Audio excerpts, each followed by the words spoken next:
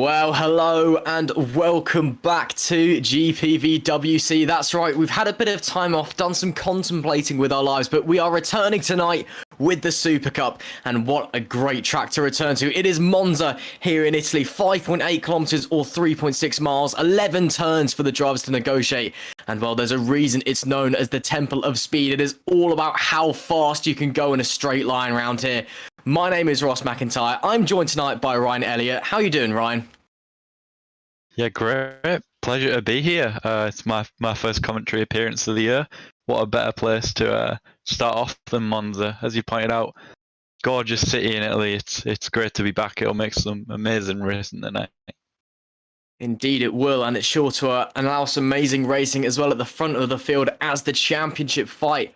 What's up between the two THR drivers? Luke Mcguire leading the way from Chris Butcher by only 5 points. It is very, very close at the top of this championship as we're heading into qualifying now. There is Tom Stevens, the driver in form at the moment. In the last 2 rounds, he's taken 2 wins and 2 podiums. So he's definitely going to be one to keep your eye on here today. And as I said, all about how fast you can go in a straight line here at Monza. Of course, it used to have the infamous oval round here, but they stopped using that in 1961 for Grand Prix racing, but it was there since the opening of the track in 1922. The oval was continued to be used throughout the 1960s and then kind of started to get phased out at the start of the 70s. But the road course that we're on today has been pretty much unchanged, bar from the additions of some chicanes here and there since the opening of the track. The last change that was made to the track was all the way back in 2000. That was when the Rettifilo chicane, that's turn 1, was changed from 2 left-right chicanes to 1 right-left chicane. And on the subject of the Rettifilo chicane, well, it's going to be a tricky first corner. If you've been paying attention to sim racing for more than 5 minutes, you'll know that lap 1 through here, it's never exactly clean, is it? As you can see there, Luke Mcguire having a bit of a lock-up on the inside right front, running into said Rettifilo chicane. Now, of course, the Super Cup here, this is obviously if you're new to GPVWC and have no idea what the Super Cup means, this is the 3rd tier of GPVWC racing in the second fastest car, the SC20. No prizes for guessing what that stands for. It's based off of a 2018 Formula 2 car. It's got 620 horsepower, weighs in at 720 kilos. You can see a few cars there running into the gravel. It's got a 3.4 litre V6 turbo. Ooh, that's a spin there for the car in front of Mcguire. I think that may have been Butcher, his teammate. There is Mcguire. Yes, oh, that is a big accident. So Butcher getting into the woes with somebody else there. Of course, you cannot escape back to the pits in qualifying. You have to make your way back on your own. If you press escape, you are not allowed to go back to the pit lane again. See there, that was Butcher going around once again, just trying to get his way going. As we can see there, we got some actually live data as well, along with working replay. Super Cup first. Big thanks to our broadcast night, Heigo Poom, doing us a solid as always. But as I was saying, you cannot escape back to the pits. You have to drive back in qualifying. If you escape back to the pits in the race, that's a DNF. If you escape back to the pits in qualifying, that is your session over. It is currently Luke Mcguire on the pole position with a 126.432. And I was about to say, I'm wondering how close they're going to get to the Formula 2 pole time from last year. They've already absolutely smashed it because the Formula 2 pole time was a 131.926. The lap record around here was set by Antonio Fuoco in 2017 for a Formula 2 car. That was a 134.080. That was with the old Formula 2 car, remember. So these things, judging by the pace last year, and that's Michael Galka. Again, running a bit slowly, running without a rear wing. I think that may have been the driver who was involved with Butcher as well, and that instinct coming out of Lesmo too. So already, Ryan, we're seeing a few accidents, and we're not even racing yet. I know, it's really interesting, I think, especially for Butcher. Yeah, I think you could see that him and Mcguire were trying to go out together, get a little bit of slipstreaming in. Be interesting to see how people try and utilise that. Obviously, we're not running private quali like we do in the Super League, so yeah, it's going to be an interesting one. It's really going to shake up the session. It'll throw a few people out of sync of what they're normally going for. But let's say Luke Mcguire leading the way already at almost a 2/10 margin there to Tom Stevens, who was the pace setter in practice. So it'll be interesting to see who takes it in this quali session. But like we say, Mcguire leading the way at the minute, but got quite a healthy lead. Yeah, 2/10 round here is quite a big margin, but still plenty of time left to go in this qualifying session. 10 minutes until the checkered flag will fall, and bringing a close to our qualifying, settling the grid for race one. Of course, 2 races here tonight in the Super Cup. We've got race one, which I do have the distance for here. Actually, if I just bring up race one, coming in at around 26 laps. The race two, slightly shorter, 18 laps, but also with a reversed grid. So the finishing order from race one, the top 10 are reversed, and then away we go for race two. So all of the action here at Monza tonight as Carlos Fernandez crosses the line there with a 1:27.776. Not a bad lap time, but still some time to make up there. Mcguire absolutely flying at the moment. There is the man in third place, Owen Mcguire. Will be looking for a strong performance tonight. Mcguire hasn't taken a victory since round 3, race 2 at China. And has actually been absent from the last 2 rounds as it was, so he'll be looking to come back in and come back strong. There's Alexander Rogoza in the Gallery 82 car. They've done a lot of work in the summer break, got a lot of new team partners with them, so the livery looking a bit more jazzed up, shall we say. Another individual who's been doing a lot of work over the summer, Tom Stevens. The man who, as Ryan said, was setting the pace in practice. Him and Marco Frelich, who is the team boss of Team Frelich over in Formula Challenge, they're making a Drive to Survive style series on the Super Cup. So that'll be interesting to see. I assume it'll just be big accidents and then lots of Discord drama afterwards. And of course, you can go in and join the Discord by clicking in the link down below, or you can go and check out the website at gpvwc-simracing.com if you want to find out more about the series. Want to get involved, of course, again, if this is your first time watching GPVWC, we do welcome you along to the Super Cup here tonight at Monza. If you're a regular just tuning in, of course, you watching is appreciated. Of course, don't be afraid to click like, click subscribe, hit the bell, all that stuff. A lot of effort goes into organising the races and then broadcasting them as well, so it does really help out everybody here. As we are on board now with Tom Stevens heading into the second chicane, you've got to be very careful not to clip the sausage curbs here. The curbs here are not the nicest in the world. If you touch those curbs, it could be an interesting trip and very quick trip into the gravel trap. It is a purple sector 1 for the number 28 GP driver as he heads through the second lesson. Again, you can't really bang the inside of that corner as much as you used to be able to. On the run now down to Ascari. Very, very famous chicane, this very famous corner coming up from underneath the old banking. Then it's very quick downshift, few gears left, big slide. Stevens then right, then left again onto the back straight. Now pray you've got the grunt and you don't have enough downforce on to slow you in a straight line. It's a purple middle sector as well from Stevens as we head into the parabolic, and now a big 180-degree right-hand sweeper down a few gears, run it all the way to the AstroTurf on the exit, and then bring it in as tight as you can for the end of the lap. What is the lap time going to be from Stevens? Drop a wheel over the white line. It's not going to be faster than Luke Mcguire. It's only a 1:26.596. So obviously some mistakes there in the final sector. I think that big slide through Ascari certainly did not help. And there is the man currently on provisional pole, Luke Mcguire. I'm not too sure if he was on a lap or not, because apparently he said a purple first sector. He's definitely not on a lap. No, he's coming into the pits, actually. So he's done a lap and then done a purple first sector and then come back in. So another purple first sector there for Sim and Frelich. So clearly the track is evolving very, very quickly here. So it could be get in the slipstream, get out as late as you can, and hope for the best if you want to get a very strong qualifying result. Hopefully we've got a very nice grid of cars. It looks like there'll be 28 here. Down in 28th is Fraser Harley, who hasn't come out of the pits yet. Making his Super Cup debut tonight is Harley over at PB Racing. He was in Academy at Canada, retired in both races.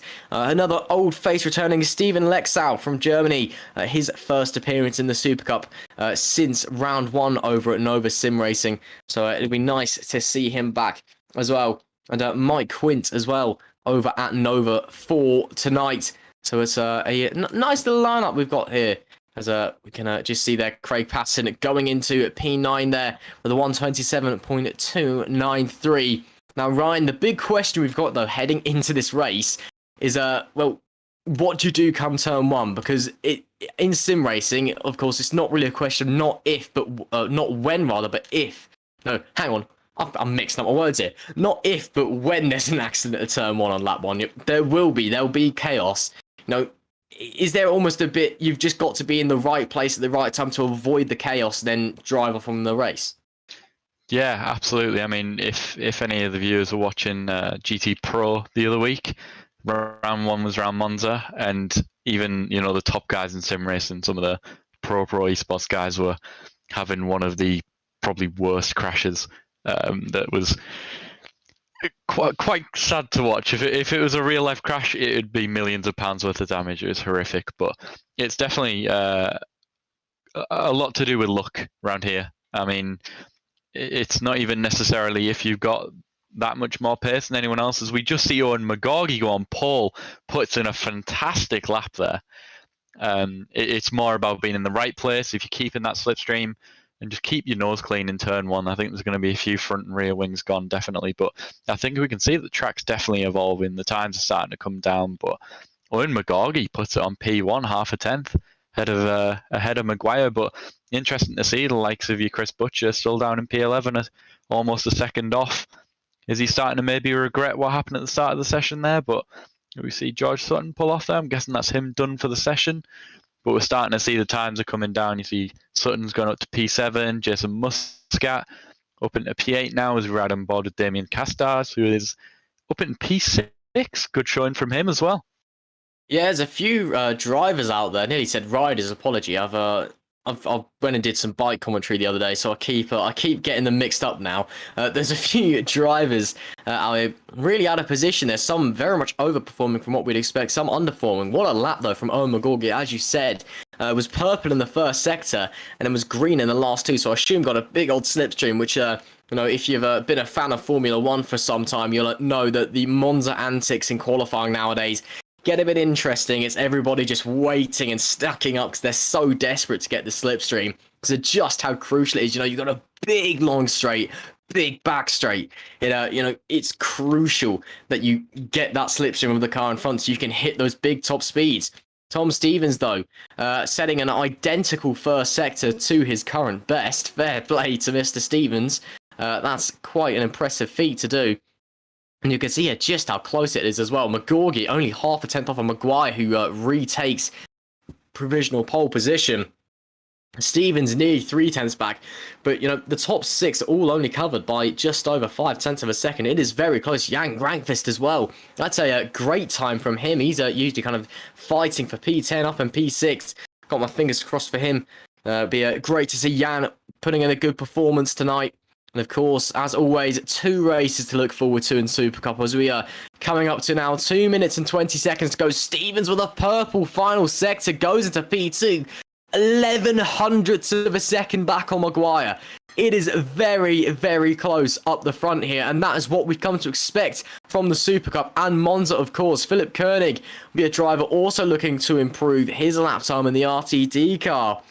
But Tom Stevens, we know he's the driver in form at the moment. As I said, 2 wins and 2 podiums in the last 2 rounds at Magny-Cours and Spa. Swept Magny-Cours with a pair of fantastic performances.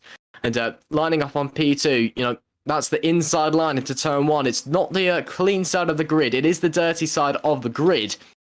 But, if you're brave on the brakes, get a good start, you can certainly have a look and certainly make up that 1 place as we head into the final 1 minute and 30 seconds now. What can any of these drivers do? Can any of them topple Mcguire at the top of the timing sheets? Here is the man most likely to do that, Tom Stevens. He's going to need to set 1 more lap after this, but he's not going to have time to come into the pits. So he's going to have to be conserving those tyres and then going again as he heads into the Parabolica now. Braking roughly at 50 meters and they're sweeping in, scrubbing off a lot of your front left tyre in the process. Obviously, you are running as little downforce as you can get away with. No, coming in, so that's Stevens it. So the closest man to Mcguire coming in. Mcguire may still win a lap. Mcguire is on an outlap as well, but I'm not sure if he's going to make it. Mcguire definitely will make it, so Mcguire still has an opportunity here. 3 drivers within half a tenth of a second of each other at the front of the field. This is fantastic stuff already, and the racing hasn't even gotten underway here yet. At Monza's, Mcguire heads through Ascari. As I was saying though, through the corners, you've just got to manhandle the car because you're running as little downforce as you can get away with. It is all about just desperately trying to carry as much speed through the corners as you can, and then just bombing it down the straights. Mcguire slowing down, just backing off, waiting for a bit of clear out. Oh, gets it all sorts of sideways into the final corner, but that will give him a big run across the start finish line if he hasn't scrubbed off too much speed. I think the rear actually just started to break away a little bit there. Mcguire starts his final lap. Does Mcguire make it to the line? I don't know. There's a big accident in the back as well. Down the main stretch. That is a huge accident. That's going to put a lot of people of their final laps. So a lot of drivers out there are going to suffer from that one, but Owen Mcguire certainly won't. Into the Curva Grande now, turn 3, it's so called as it's a big curve in Italian. Really not too hard to work out the corner names around it. He's going to have to overtake some cars here. It's a purple first sector, but he's sliding through the next chicane. All sorts of sideways. He may have lost that 10th, which he got into Lesmo. One tricky corner, clips the inside curve, runs on the gravel on the outside. No! That is Mcguire's lap over, sideways through the Lesmos. It will be Mcguire on pole, unless Cardass can pull something out of his back pocket. God, I don't think he will. He's Fortes, and no, he won't, because he's just gone face first into the wall. It will be Luke Mcguire on pole position, but 3 drivers within half a tenth of a second. That is phenomenal. Yeah, an absolutely great qualifying session there. I think a few people missed out there. The track seemed to be developing quite well. I mean, Mcguire, like you say, was up a 10th until he came across that car backwards into the second chicane. But I think it's a very interesting race, and we're going to have a very interesting race. We're going to have some hard charges. I mean, likes of Chris Butcher down in 15th position. Who would have thought that coming into this? He's a second place man in the championship, and if anything, I understand him and Luke are teammates, but Luke will be rubbing his hands together with that one. So I think for the likes of Butcher, he's going to have to play himself into a reverse grid maybe. But yeah, really good qualifying session. I think it's going to be a fantastic race as long as people keep in that DRS. I think we'll have some good overtakes going. Well, it's always a fantastic race here at GPVWC, isn't it? And yeah, real shame for Chris Butcher there. Obviously, he's only 5 points back on his teammate Luke Mcguire in the championship. So it's he'll be wanting to extract the absolute maximum from this weekend. Of course, there's not long left now in the season as well. This is round 11 of 16. So it's really getting into the crunch time now. Could this potentially be the round that decides the championship? Of course, we're going to touch wood because anything can happen here. It always does in Super Cup. And it's Monza as well. So it's going to be chaotic. And of course, just to remind you, my name is Ross Backside, joined by Ryan Elliott for tonight. Full round 11, or round 12, apologies, of the GPVWC Super Cup here at Monza. Again, big thank you to Heigo Poom on the broadcast, as always. He's a top lad. He does his best. He's not been feeling too well the last week either, so he's doing us a big service coming out here tonight and putting on a show, because obviously without him there wouldn't be any race to watch tonight for any of you guys watching along on the live stream. And do of course keep commenting, keep sharing. We do love to watch along with your comments, see what is going on. And just any predictions coming into the race, of course, don't be afraid to field your predictions. Just drop them into the chat, or if you want to message me directly on the Discord, you can do that as well. I don't bite, I promise. You can go and find me on Discord. My name's obviously Ross Mack, so you can message Ryan as well if you just want to point something out, shout somebody out. That is, of course, a possibility. Who's going to fare well here at Monza? Who's going to survive the Turn 1 chaos? And who will be worshipped here at the Temple of Speed? Make sure you're hanging around to find out, as we'll hopefully be getting underway in the warm-up in a few moments' time. So as we just wait for that then, a few big surprises in that qualifying session. And Chris Butcher, yeah, he's really going to want to be extracting the most from a very poor qualifying performance. Of course, Mcguire and Butcher only separated by 5 points in the championship. Mcguire has 8 wins this season to Butcher's 3. But Butcher is far more consistent and hasn't DNF'd from a race yet. Mcguire has DNF'd from 2. And, Butcher, bar, I believe it's one race this season, he's finished outside the points. So he is Mr. Consistency this season. Australia race 2. There you are, Australia race 2, the only race where he wasn't there. So Butcher is Mr. Consistency. And it's actually all throughout the top 15. It is very, very close in this championship. Tom Stevens in P3, obviously he is the driver in form at the moment, but he is 84 points back. So looks like it's going to be the THR guys streaking away. On the subject of THR, they've just left everyone behind in the championship, as you'd expect.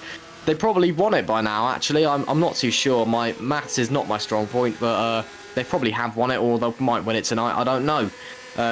As of HGP in second as well, there's a big gap back to HGP in second, and there's a big gap back to third. But Nova and Multiforce are battling it out for P3 in the championship. So there is a bit of a battle for P3 in the championship going on, at least. So if you're interested in your constructors, you can root for that. If you're interested in your drivers, it's all drama already here, and we're only into the warm-up. We've still got 2 action-packed races here to come, of course.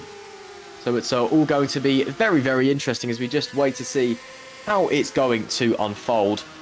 As we can see there, Jason Muscat, the 2 Multiforce guys, just cheerily trying out some race stuff. I saw them in the back end of qualifying, giving each other a bit of a slipstream.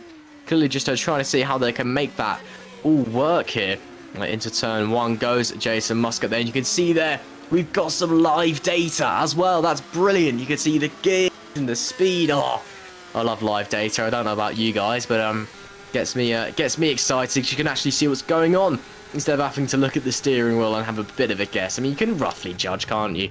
But it's always helpful to have it there. There is the Rettifilo di... Not, I was about to say Rettifilo di Formaggio, but that's cheese, isn't it? It's the Rettifilo della Regia. Italian, I don't speak Italian. I do apologise for any Italians watching along tonight. I am butchering your language. I was fine at Hockenheim, and then we got to Italy, hey. But yeah, it's going to be an interesting race 1, to say the least. Race 2, of course, it's a bit shorter. And of course, it's obviously reverse grid as well. And its pit stops are not mandatory. There is a mandatory pit stop in race 1, but not in race 2. So you have to make the tyres last a bit longer as well. So it's all to look forward to. Ryan, of course, you said this earlier on as well. This is your first commentary this season. So you've decided to come on for a bit of a cracker, if I do say so myself. Wow, it's certainly looking that way. It's interesting to see the Multiforce guys practicing. Sort of slipstream in the warm-up session there, so everyone will be running high fuel loads, correct race time. Now it'll be everyone's sort of getting that feel, but like I say, I think it's just more going to be surviving. Oh, Mcguire going a bit wide there. It's more just going to be surviving turn 1 for me. I think that's going to be really key. I think especially the front guys. It's such a daunting drive down into turn 1, such a hard braking zone that often, even if you've set the world light in quali, you've got no one in front of you for a reference. You can go blind into that corner and probably brake a little bit too late and sometimes go straight on, but we might see a couple of people take it towards the chicane. But yeah, definitely going to be a good one, and it'll be interesting to see how the evening pans out, honestly. Like I say, I think it's, if you can keep in the slipstream, hang on to the back of somebody, you can work together, go forwards. Definitely going to be a round more about racecraft, I think, than necessarily having the pace. Well, we'll just have to wait and see. Of course, as you said, heading into turn 1, all it takes is for someone at the back of the grid to miss their braking zone by 1-2 meters, and that is a calamity of a pile-up waiting to happen. We've seen it in real life with professional racing drivers. We've definitely seen it in sim with pretend racing drivers. That's obviously not saying that none of the guys out here in GPVWC are good, of course. These are some of the best R-Factor 2 sim races you can find. And that is a driver in front, running off the road slightly, of Gerrit de Vries in the Friesland Racing Team car. I do not believe that's a relation to Nick de Vries, who recently took the Formula E Championship. So sorry if you're a Formula E fanboy. I'm not. My knowledge on that series isn't exactly spectacular. Yeah, all it takes is for someone just to miss their braking point, and then you've got a few big names suddenly running without rear wings and rear tyres. And we've seen it time and time again in sim racing. And it's the age-old commentary story. Whenever you go to Monza in a sim, it's like, do we get through turn 1 clean? And then you go yes, or you go no. And you'll be hearing that from me in a few minutes' time. Hopefully it'll be clean. As we can see, there are a few drivers practicing their starts. stopping quite far back on the main straight as drivers are screaming past at a few 100 miles an hour, which is, you know, a bit dangerous, but I'm not going to comment. I'm not a steward. As he gets it away there, of course, practice starts is vital. We have a full formation lap. Oh, that was a car going off there in the background as well. That's Mcguire having a big spin out of the second chicane and escaping back to the pits. I do believe you are allowed to escape back to the pits. Yes, you are. So you can escape back to the pits in the warm-up because it's the warm-up. It's not a real official session. Get a replay here of what happened. We're getting an onboard of Mcguire instead. Well, we wanted a replay, and we believe we're having some replays coming in, but apparently not. Do not panic, of course. They'll, I'm sure Heigo will get that fixed, or if not, he's still doing us a great service tonight already. As always, so our thanks extend to him.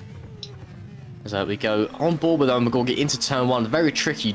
Really have to avoid those sausage curbs, and you can't run too much of that curb on the outside either, coming out of the left, because that and actually there you can see a Mcguire coming out of the pits there again.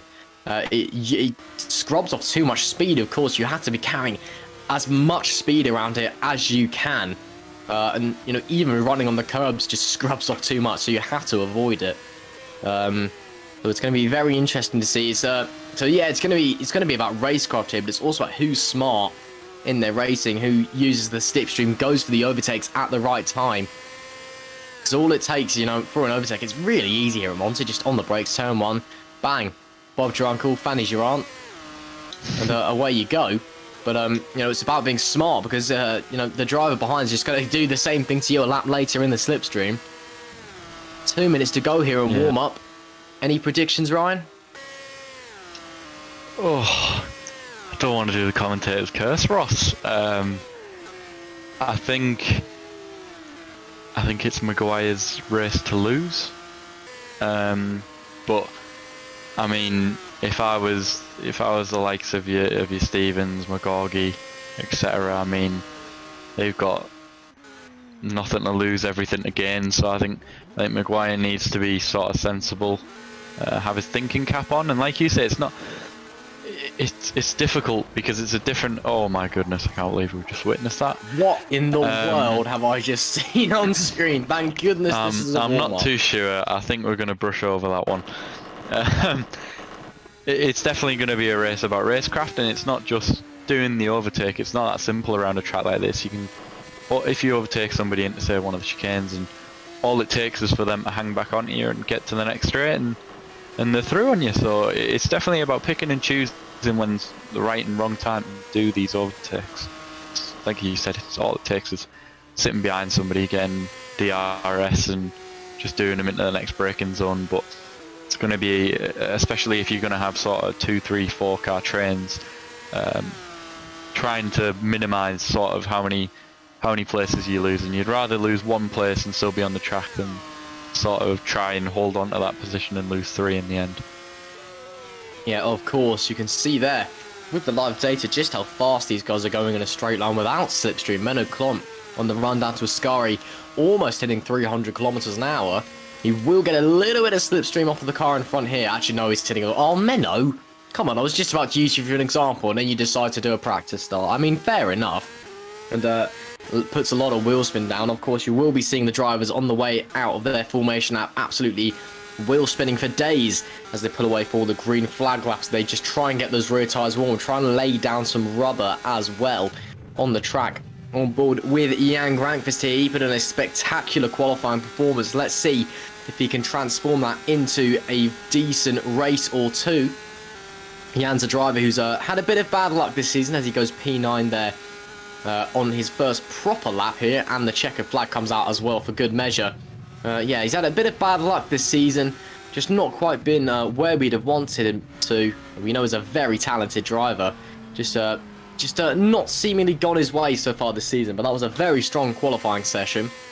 And proved his worth last time out with a P3, if you remember. He did, to be fair. He definitely did prove his worth last time out. But I'm speaking as a whole. Of course, Young did get P3 last time out at Spa.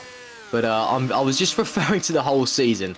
You know, he's had some very good races, but he's also had some races where just lady luck has not been smiling on him whatsoever. And he's a driver who I'd love to see him further up the grid. But, you know, he's still got some decent points finishes here and there.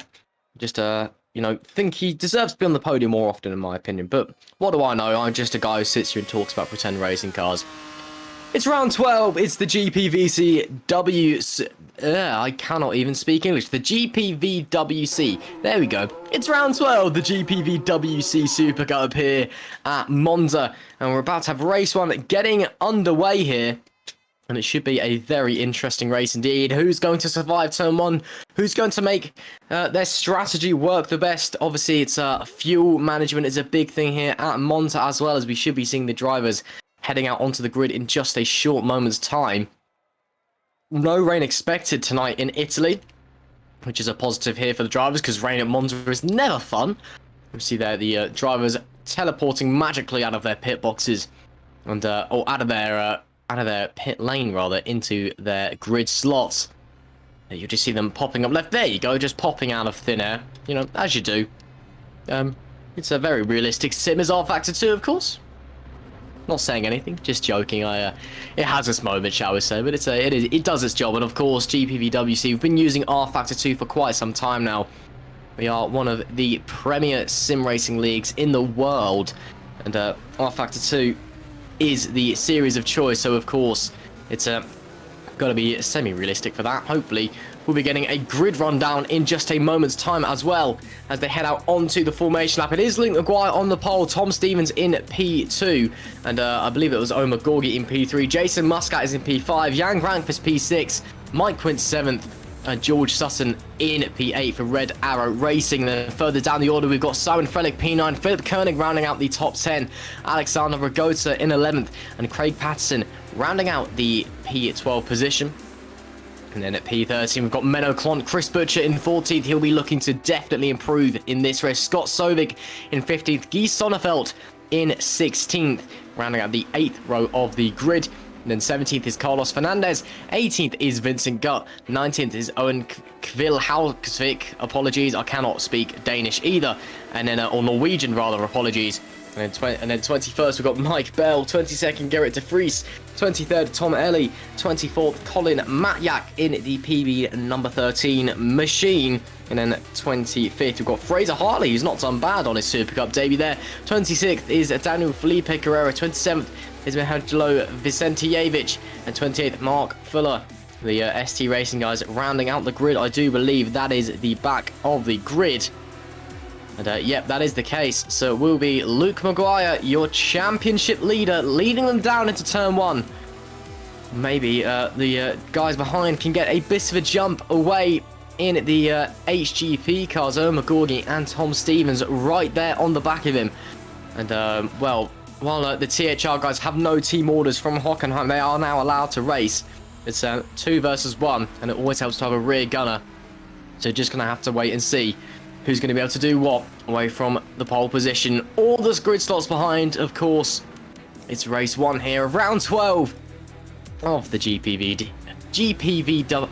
I can't speak English tonight, I do apologise. GPVWC Supercup, there we go. Obviously the 3rd tier of the GPVWC career ladder.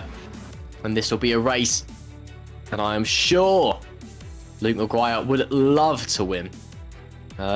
Obviously, with his teammates so far back, as well as main championship rivals so far back, this is essentially 3 points if he can keep it out of the wall and keep it on the road.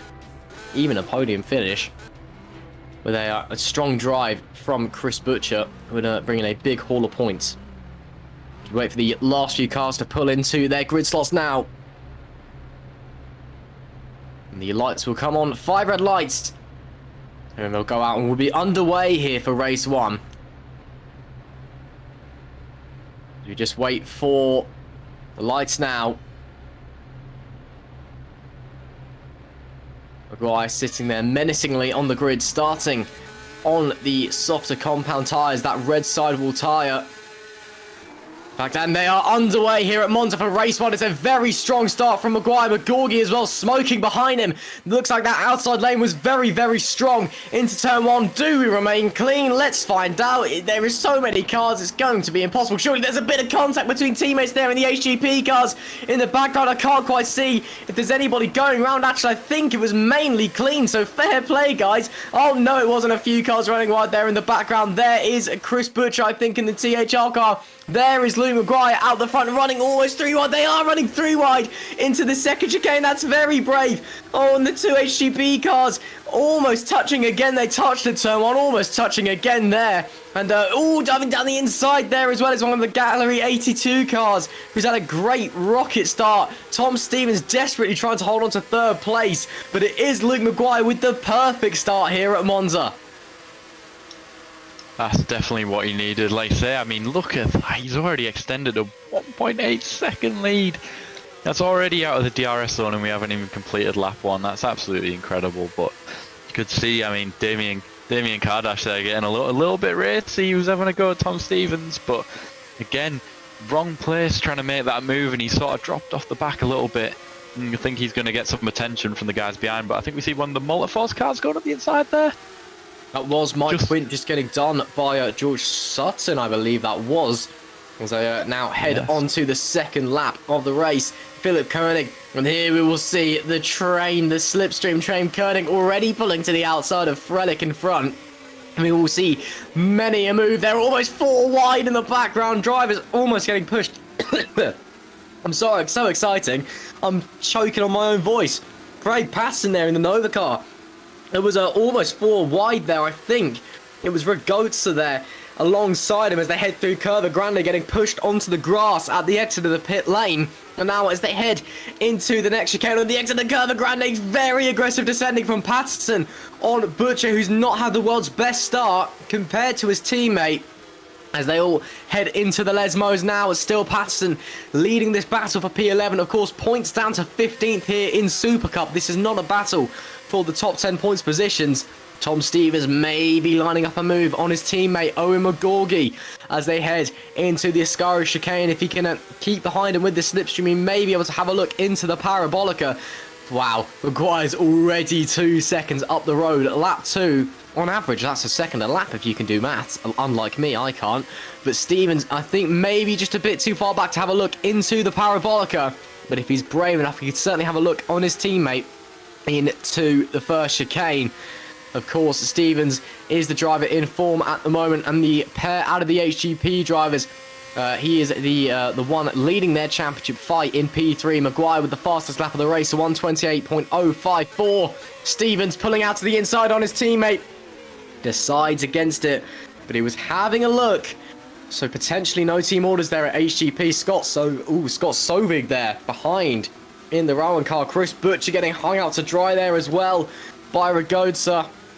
As they head now into Curva Grande, Stevens potentially having another look. This time he does draw alongside, but again backs out from it. All this time that he's wasting behind his teammate is just allowing Mcguire to get further and further away and costing him time. This is only a 26-lap race, so you need to make the moves count. And we get a replay here about what happened on board with the driver in P28, Fraser Harley. From the get-go, obviously making his Supercup debut tonight. He was on medium as well. Not a great start there for Harley, not the start that he would have wanted. Into turn 1 we go. You can see there, just see a lot of engine smoke in front from our engines overheating on the grid. Oh, and there was some cars going off there, so we didn't make it through turn 1 clean. There was a rear wing. Oh no! Oh no! So one of the ST cars just stopped completely, and Harley, I assume, was watching the commotion on the left-hand side of him and just did not see the car on the right-hand side. So Harley all the way down in 28th after getting a front wing change, and now Stevens and Kardash surely going 3 wide. It is Stevens to the outside with the DRS's. Kardash able to follow him through. Almost contact between the HGP drivers. There is contact between McGorgy and Kardash, but Stevens gets through. Kardash trying to look now round to the outside as well into Curva Grande. Grandfist is looking to have a piece of this action as well in the background of the shot. Mcguire, it could be going from 2nd to 5th in the space of a few corners. And look at that, Grankvist weaving this way and that way, trying to find that. I cannot do it. Cardash squeezes by into P3. Now, can Grankvist get past Mcguire as well? Mcguire's just gone backwards this lap. And Grankvist will be wanting a piece of that pie as they head into the second Lesmo. There is another DRS section down here as well, under the old bank section under the bridge. But Mcguire, of course, will have DRS as well on Cardash in front in the Gallery 58 car. And here we're seeing potentially run the DRS train starting to come into effect. I mean, what a lap that was. A real shame for Mcguire though, but I think it was what Stevens had to do. If he wants any chance at all of getting anywhere near the back of Mcguire, which is already going to be a challenge to take sort of 3 seconds out of him, he needed to make that move. But, I mean, Damien Cardash, he's on fire. I mean, he's a lot closer to these guys than he was in quali, like, he's, say, 3/10 behind. Really proving that his race pace is up there to fight. But like I say as well, Grankvist on the back. I mean, got a 3-car train here for the last position on the podium. I think, like I say, if we just keep in that slipstream range, and it'll be all right. But we see here Chris Butcher making his way into P12, slowly making his way forward. Like I say, he started off on P14, I believe. So he's slowly making improvements. But if he wants to keep his title fight alive, he's going to have to do a little bit better than that. But right on board, Simon Frelich again. Just falling up, sorry, as we get a quick replay. This is, I mean, what a move this was. Let's say he hung around the outside, then gives him the inside for the second chicane here. Keeps it nice and clean, but again, Mcguire as well sort of backed out of that one. He knew that if you try to hang it any further around the outside, it'd end probably quite poorly for both of them. But Damien's just stretching the gap a little bit. He's giving himself a little bit of breathing space to maybe where the DRS might not take full advantage. Yeah, potentially Mcguire. Just dropping back a little bit. Yeah, just dropping back. Cardash is outside of the DRS range of Stevens, but potentially Mcguire struggling as well. Grankvist still in the DRS range of Mcguire, still in the DRS range of Cardash. But they're spread out now more than they were earlier. But Goetze as well, trying to maybe have a look on Butcher, who did get past him on the previous lap. On to lap 6 of 26 we go. And still maintaining positions into T1. And there is Vincent Gut having a go. Galka even having a go, or one of them having a go, I'm not sure. But it's Gut that gets through on Galka, I believe. As they now head round the Curva Grande, and there we can see fighting back on the outside. Very close between those two. Hard on the brakes, but not hard enough. Ooh! And Galka having to go straight on there and almost drifting his way back onto the track. He's going to lose 2 positions here. Oh, a bit of wheel banging as well with the car behind. I'm not sure who that was. I think it was Ely. Oh no, and he spun! Coming out of the first Lesmo. And he's lost his front wing, so he's going to have to find his way back into the pits. On ball with Mikhail Galka. You see, they're just braking too late. Knows he's not going to make the corner, so backs out of the move. Drifts his way back onto the circuit. Tyres are dirty at this point, and then touches wheels into Lesmo 1. Just touches the gravel. Yeah, just touches the gravel, and round into the wall he goes. Luckily, just the front wing that he lost. No other damage. We are still on board there, so he'll be able to repair that. 20 laps to go here. As Cardash may be having to defend from Mcguire. Grankvist has dropped back massively that lap. I think he's trying to defend from Muscat behind. As Fraser Harley, our first DNF of the race, actually, it would seem. So a shame for him. That's 3 races entered in GPVWC, 3 retirements. Big shame there. Muscat having a go around the outside of Jan Grankvist now. What can the Finnish driver do on the outside line? The move is already done by Muscat into the corner in the Multiforce car. And Grankvist, I think that early pace that he was displaying just falling away slightly as everyone else gets their cars up to temperature, as the cars begin to start to come to them there, excuse me. I think Grankvist just struggling a bit potentially. And that's Mcguire now having a go or potentially having go out as the lap cars there actually getting out of the way, apologies. But he's closing back up on Kardash now. Slowly but surely, let's have a look into, if you can have a look into the Parabolica. Having a look left, having a look right, it's still going to be Kardash that leads, but Mcguire will have DRS. Coming down the big, long main straight, of course. It used to be a flat out round here all the way until the Lesmo 1, because the chicanes weren't implemented until, I believe, the 70s or the 80s. It used to be an absolute flat-out blast for the Grand Prix car. Mcguire pokes a nose, has a look. Too far back this time, but he's letting Kardash know he's there, letting him know he's got the pace. But it is still Mcguire that leads this race by quite some distance. And, well, Ryan, you were saying it was Mcguire's race to lose, and right now I think that prediction is looking like it might be coming true.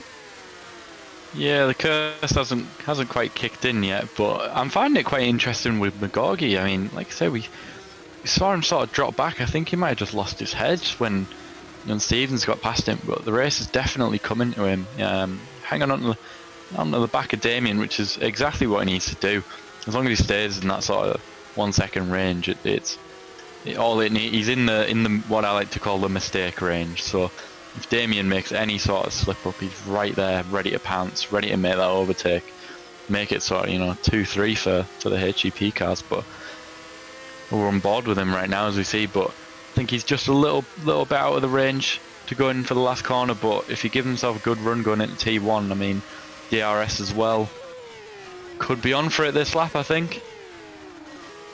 Potentially, let's see what he can do. Coming into turn 1, of course, it's very tricky to follow a car through the Parabolica because you're running so little downforce anyway for these big long straights, and then you're then in the dirty air. So it's hard to follow, but Mcguire is closing, Mcguire is looking, and he's changing his mind again. Oh, Mcguire and Kardash crashing at turn 1. Mcguire on the brakes way too late. Kardash round, Mcguire round.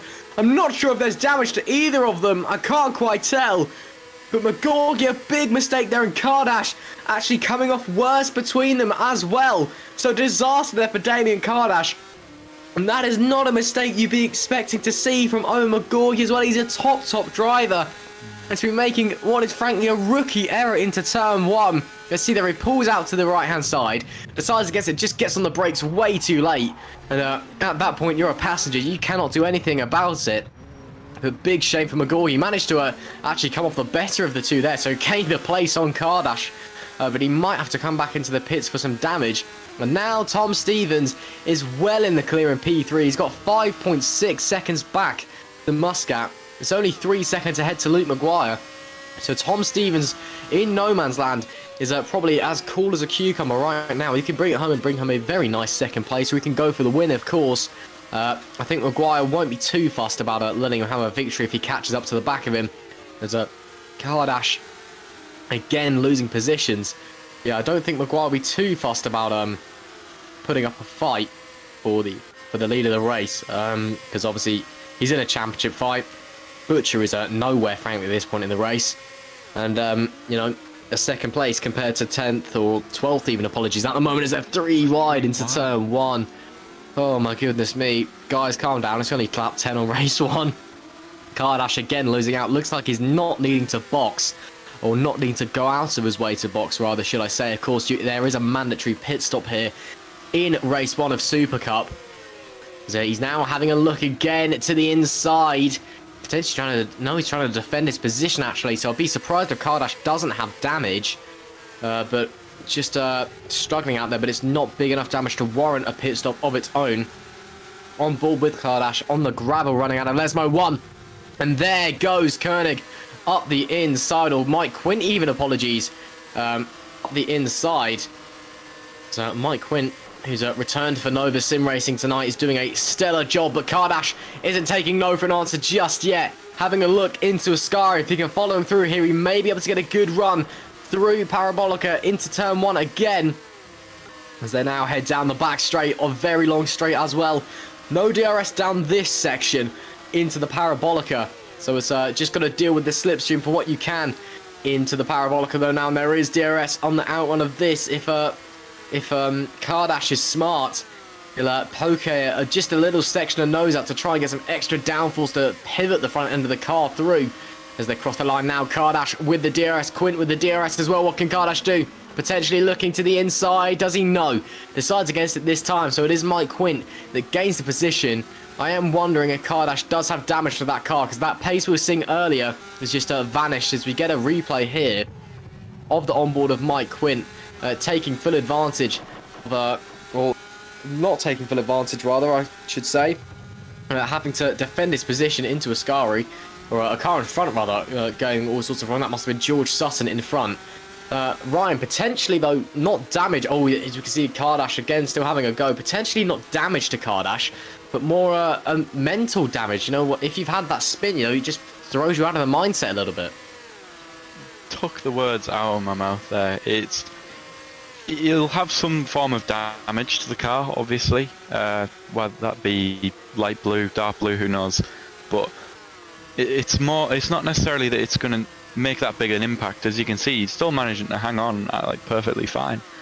But he's getting himself sort of calmed down and settled back into his rhythm. I mean, it was a really unfortunate incident what happened there. And like you say, he's managed to come off the worst out of the two, which is also quite disappointing. But I know Damien well. He'll be able to keep his head down, get back in the game, go forward. I mean, we're not even halfway into this race yet. We've still got a pit stop to happen. Anything can happen. Good strategy, Colin. He could be, you know, starting to make a few places again. I mean, we've seen a couple of people hit the pits, like Vincent Goot, I noticed, hit the pits. Also as well, we've had a retirement. I don't think you noticed, but in the background we saw Simon Frelich flying straight on into a barrier. I didn't quite catch what happened, but shame to see him out of the race so early. Hopefully continues on to lap 2, but it's been a really interesting dynamic for this race. I mean, look at like, you know, Jason Muscat. He's managed to work his way right up to P3. Capitalise on Mcguire and Kardash's crash, but again also getting past the likes of V Grandquist and even Josh Sutton. I mean, in P6 been some really strong run-ins, but Tom Stevens he's been really impressive for me. He's sort of hung about that sort of 3-second gap range to Mcguire, which is, you know, he's the man at the top of the championship. That's saying something if he's able to sort of keep the same sort of distance. I think it might have been a very different race if he didn't get past at the start.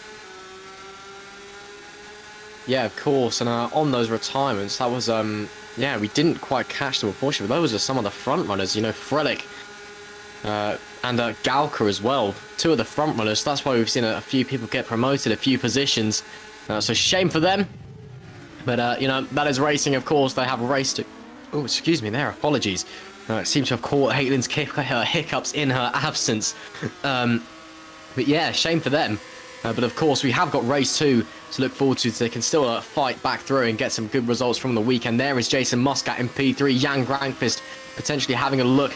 Great de Vries as well, having a look on Felipe Carrera. Carrera going defensive onto the dirty side of the grid. Pulls to the outside, he's already alongside him into turn 1. If he gets the move done.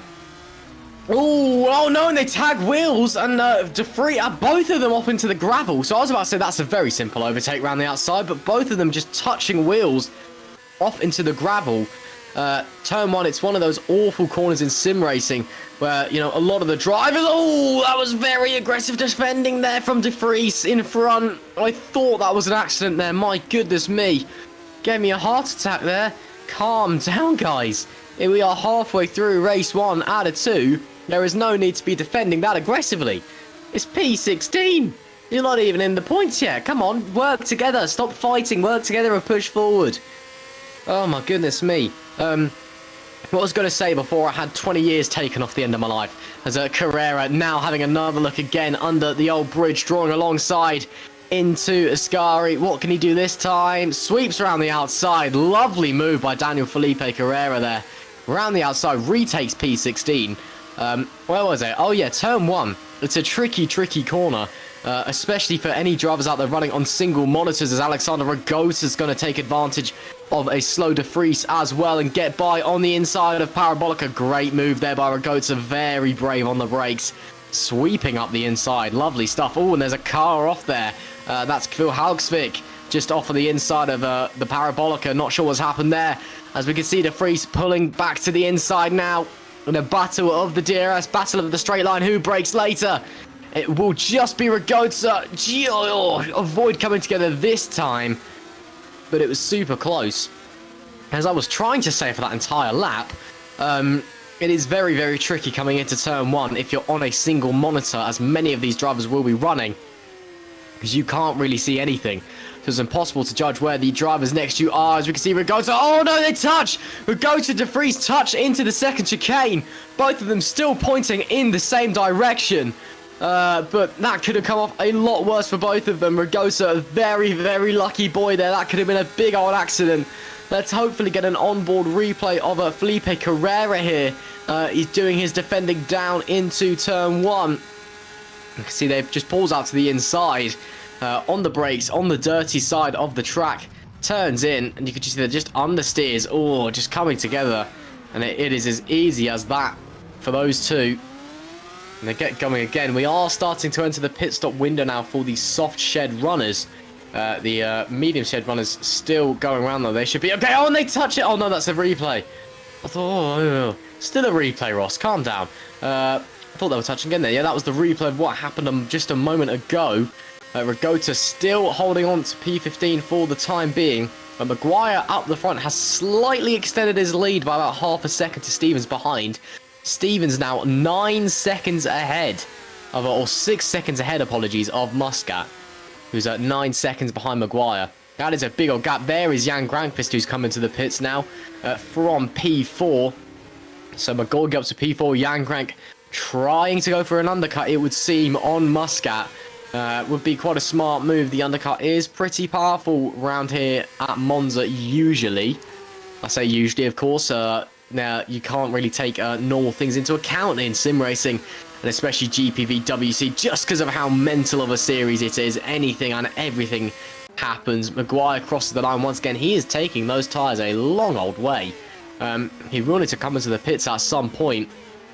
And there is Stevens not far behind as they head through the rest of Philo chicane without a hitch.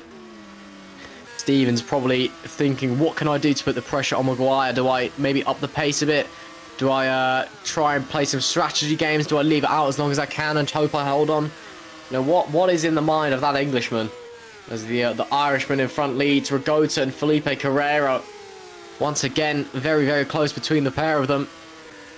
Heading out of the Parabolica now, Carrera will have the DRS and the slipstream. We see a car diving into the pits there as well. That was Colin Matiak onto the main straight. Felipe Carrera has the DRS. There's a very smoking, I think that is Mcguire there, who is not going to quite get past the two in front. Gets past the one behind them, though, of De Vries. So at least he is in front of De Vries, saving him that traffic. But that's a nightmare for Mcguire. Of course, the undercut is one thing, but it's where do you come out into traffic? You know, that can make or break your race, Ryan. You know, if you come out into a bad stretch of traffic, your whole strategy is out the window. Yeah, absolutely. I mean, Granqvist was quite lucky. He only had to sort of pass one car, and it made quite easy for him. But like seeing Mcguire there, I mean, he's come out with what 3-4 cars in front of him. It's gonna be tricky, but as we see, I mean, Mcguire, Muscat hit the pits. That leaves Stevens off on his own, but as Philip Koenig goes off, is he without front wing there? He was already without front wing. That could be it for Philip Koenig. Yeah, that is it. He retires from the race. Big shame for him. He was already without a front wing there. So hopefully get it. Yeah, we get an onboard replay just coming out the pits as well. Oh no! Oh, just touching with the car behind. From the helmet cam, I couldn't quite see who that was behind him.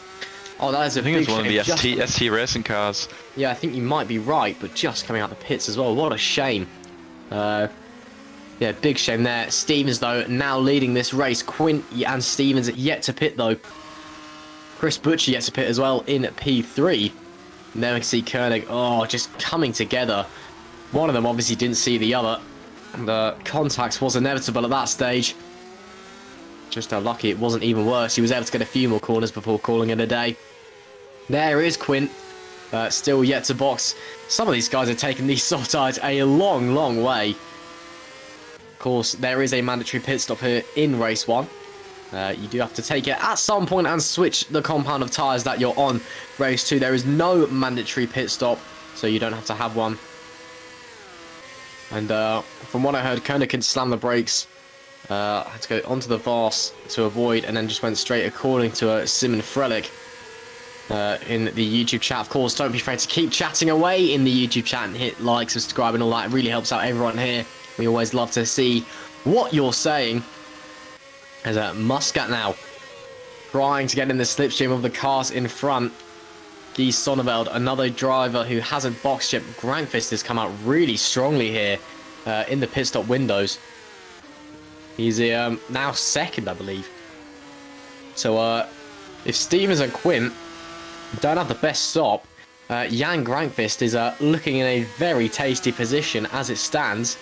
He has been running well all day. There is Tom Stevens on the run down into Ascari, as we are now lap 18, just over 2/3 of the race distance here at the GPVWC round 12 race 1 here at Monza, our first race back after the summer break, of course. And as Tom Stevens, what does he do? Does he try and stay out as long as he can, or does he box now, get a fresh set of boots on, and see what he can do against Mcguire, even, apologies, who has been on that rubber for quite some time now, and he will be coming in. So it's Stevens in from the lead of the race. Quint will inherit the lead. It depends if he comes in or not. Butcher, Patterson, same thing. It's all about where he comes out in comparison to Mcguire, and crucially Grankvist as well. Grankvist has turned into a real dark horse in this race. There is Mike Quint. He doesn't box, so he inherits the lead of this race. Chris Butcher as well pits from P3. Stevens coming out. Where is Mcguire?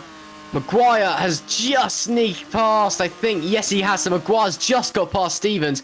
Where is Grankvist? Nowhere to be seen. And Butcher, where's Butcher going to come out?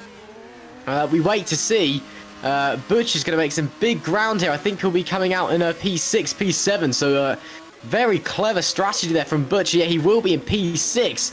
Very clever there, but it was still Mcguire in the net lead of this race. Stevens comes out the same distance behind him as when Mcguire went into the pits. So we thought it was going to be a lot closer than it was, but it is still Mcguire leading this race. Butcher, though, very impressive on the strategy front there, Ryan. You know, he's really come through this field.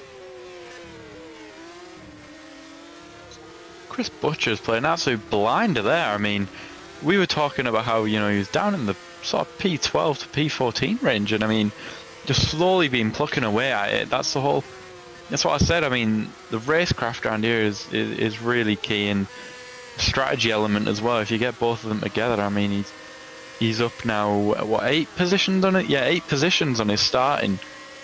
I mean, that's absolutely fantastic. But interesting again how the likes of Granquist, he just got that clear air when he'd boxed. He came out, he had one car in front, which, like I say, got past quite easily, and it made it really easy for him, and he just knuckled down. And look at him now. I mean, he's managed to jump Muscat for provisionally what's going to end up being P3 here. See Mike Quint pitting from the lead. Probably going to end up dropping behind Granquist, I imagine.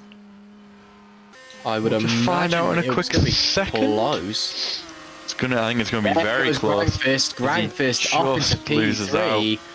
So Grankvist onto the podium positions. Mike Quint just losing out, as you said. Mcguire once again in control of the race. Stevens actually closing on that last lap. Sub 3 seconds for the first time we've seen in a while. So it is Mcguire, Stevens and Grankvist your top 3. Then Mike Quint, then Muscat in P5. And then Butcher, Kardash, Sutton, Patterson, Rogoza your top 10. McGorgy, who's massively gone backwards. Klont, Cervic, Fernandez and Solovelt rounding out your points scoring positions here in race 1. Of course, do not forget, we've got all of this action and more. As I do apologise, I've just knocked my microphone off of my desk. We've got all of that action and more to look forward to in race 2. So make sure you don't go anywhere after this one, because there's still plenty to come here tonight in the GPVWC Super Cup. Jason Muscat, though, he's done quite well to work his way up as well, and will now be looking to pass Quint on warmed up rubber.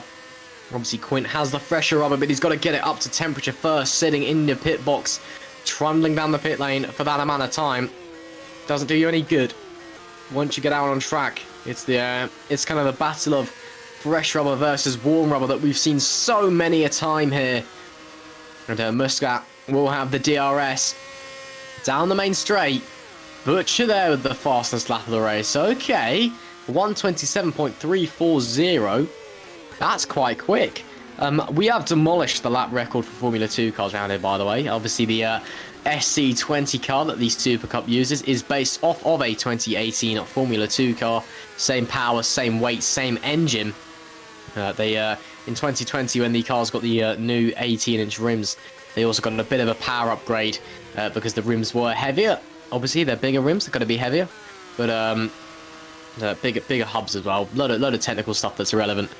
But yeah, these are still packing a punch. They're not slow, shall we say, and they have demolished the lap record around Monza. So the guy's really flying at the moment.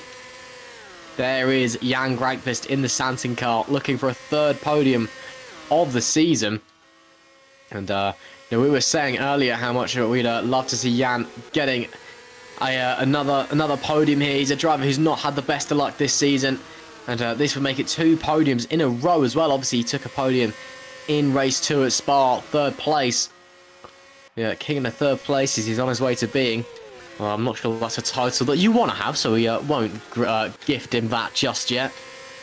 5 laps remaining here for Mcguire. Stevens is gaining, but I don't think it's by enough as it stands. Granqvist just doing his thing. Quint having to focus more behind than in front. Heading into turn 1 now. Very tricky chicane. Make sure you got to hit it absolutely right. It was pretty smooth from Granqvist there, on board with Muscat now. As we head into the Curva Grande, trying to find any sort of slipstream we can from the cars ahead, but there is just no pace to be found at the moment from the slipstream. Braking into the second chicane. Make sure you don't touch those big inside curves or run into the gravel on the exit for that matter either. Monza is a easy to learn, hard to master track, and it will bite back if you get it wrong. There are some sausage curbs here that will do you some harm. I mean, cast your mind back a few years ago to Formula 3. Alex Peroni turning into an airplane when he clipped one of them wrong, and backflipping multiple times in the air. That was a freak accident, but still proof of what can happen. I think Granqvist made a big mistake coming out of the Lesmos, because Quint is now all over his gearbox as they head onto the back straight. No DRS down this straight. It's all about what he can do in the slipstream. He's looking to the inside into the Parabolica already, but he's not going to be able to do anything. But he will have the DRS very, very early on down the main straight, so it could be a very easy overtake for P3 for Mike Quint. And maybe Muscat's going to get involved in this as well. Look how close they all are. The DRS train well and truly in operation. Granqvist is going to be a sitting duck down into turn 1. Quint to the outside. Is the move done before the corner? Yes, it is. Granqvist slots into P4. Quint takes P3.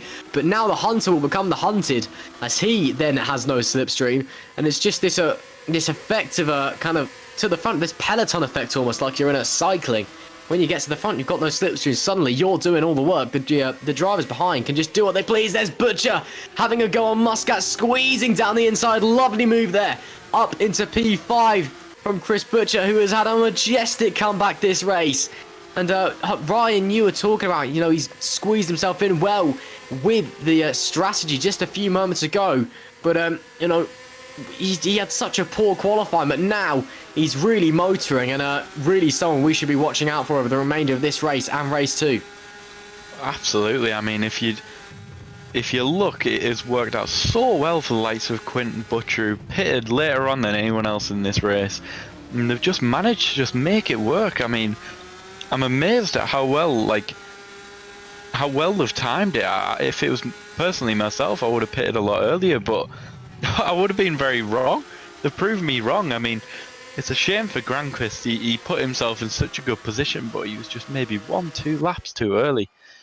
But again, like I say, he's still within that range, but now he's having to attack and defend. He's fighting on both fronts here as Granqvist.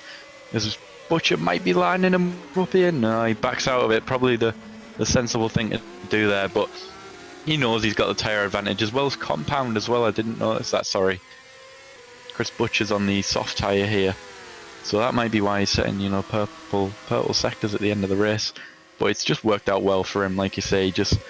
He knew it was going to end up being a long game because he put himself in such an unfortunate position in qualifying. He just had to work to this point in the race, and he's done just that. I mean, he'd love to be, you know, in P2 in Tom Stevens' boots right now, but you know, he's damaged limitation this race. He just needs to go forward in the next one, same again, and hopefully, you know, sort of bring back a couple of points that he might have lost in this one. He's already proven he's the more consistent, probably, out of himself and Luke. So it'd be interesting to see what he makes out of the next one. You never know, Luke might have a bad race and it swings in the other direction again. It was only 5 points going into this race, so it's still going to be tight for sure.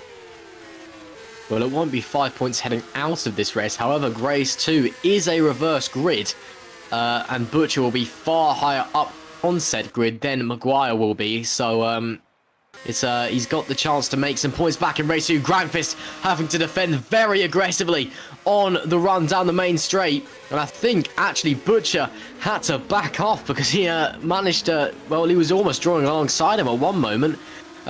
No change into turn 1, but Butcher, those soft tyres have got a lot of pace in. If Grandfist is smart, he'd let Butcher through, stop battling, and let Butcher go and fight Quint in front, and then take advantage of that and overtake Quint in the process as Butcher looking to the outside. That was a lovely move once again into the second chicane, sweeping around the left-hander. Now, Butcher needs to go and fight Quint for Grandfist, so Grandfist can retake Quint and get P4. Because at the moment, Butcher seems to be on a one-way express ticket to the podium. Definitely the driver of this race so far. As he on the brakes, down the outside, left the space just to be certain as well, but it was as good as done into the left-hander. Lovely, lovely move there by Chris Butcher. And that being said, we are about to come onto the final lap of this race, I believe. Or maybe not. Guess we'll find out. We are, yeah, I was right. It is the final lap of this race. So, Butcher needs to make the move now. This is the last chance into turn 1 he's going to get. So he's going to need to be aggressive and assert himself. Stevens has closed up to within 2 seconds. Almost 1.5 seconds of Mcguire, but too little, too late. Last chance saloon here for Chris Butcher. Quint goes on the defensive, down the inside. Hard on the brakes. He's going to be later. Both block up. It's going to be Butcher sweeping around the outside into the right-hander, who takes P3 at the death. But Quint isn't going to take no for an answer. He's going to fight back round Curva Grande. This isn't over just yet on the final lap of the race. Butcher already defending to the inside, but Quint's got a huge run of momentum. Gives Butcher a squeeze. The THR driver, though, will take the corner and take the position. Chris Butcher with a comeback drive of fantasy from 15th on the grid to P3. Take a bow. What a performance in race 1 we have seen from Chris Butcher. Grandfist getting on the gravel there in the background. Mike Quint Ascari will be his last opportunity. Does he have anything in his locker? We don't know. Mcguire is already weaving. He's that bored. He's been up the front the entire race. Where have you guys been? He's been saying, I've been out here leading the race. You lot have all been squabbling behind. I'm getting bored of this. He rounds the parabolica. It will be Luke Mcguire winning race 1 here at the GPVWC Supercup Monza round 12. And he will be delighted with that. What a performance. It will be Tom Stevens in P2. And Chris Butcher, with a performance of a lifetime, is going to come home to round out the podium on the last lap. Mike Quint holds on to 4th place. Grandfist will be 5th as Muscat is in 6th. Kardash will come home in 7th. Sutton 8th. Patterson 9th. McGorgy with a very disappointing 10th position. He really faded back over the latter stages of that race. And then it will be Clont in 11th, Sovic in 12th, Rogoza in 13th, Fernandez in 14th, and Guy Sonneveld will be rounding out our points scoring positions. But my oh my, Chris Butcher, what a performance that was. Take a bow for Chris Butcher. What an effort that was. He just knew exactly what he needed to do. I mean, look at this overtake. Absolutely fantastic. looked fantastic.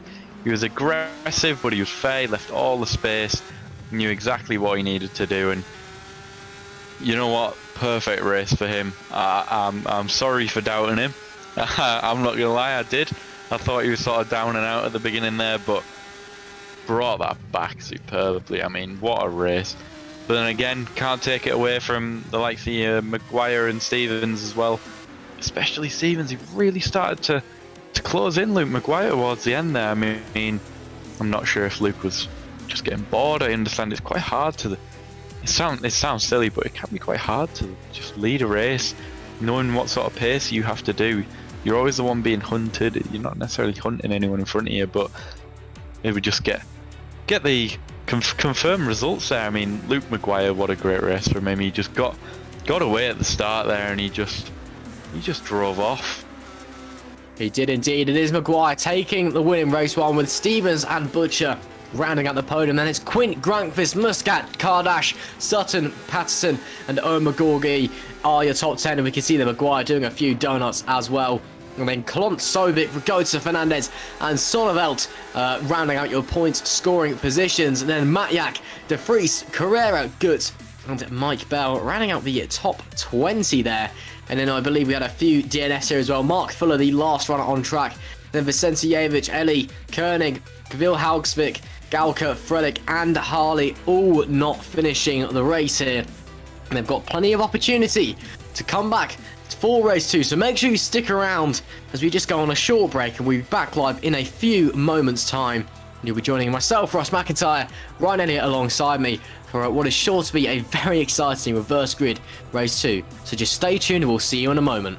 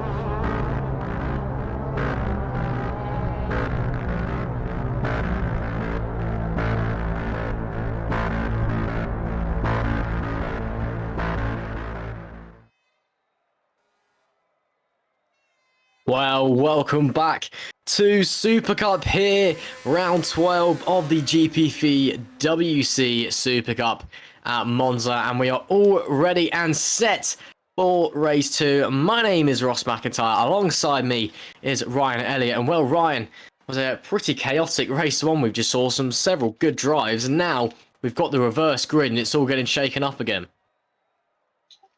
Yeah, definitely. I believe, correct me if I'm wrong, it was P9 pulled out of the house. P9 it is.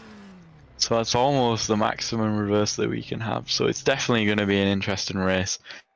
I mean, that first race was absolutely fantastic. It was almost perfectly clean through T1. Racing throughout the pack was great. There was only one sort of slight unfortunate accident, but both drivers still continued on through the race, and it was an excellent race. It had overtakes, it had great strategy calls from the likes of your Chris Butcher.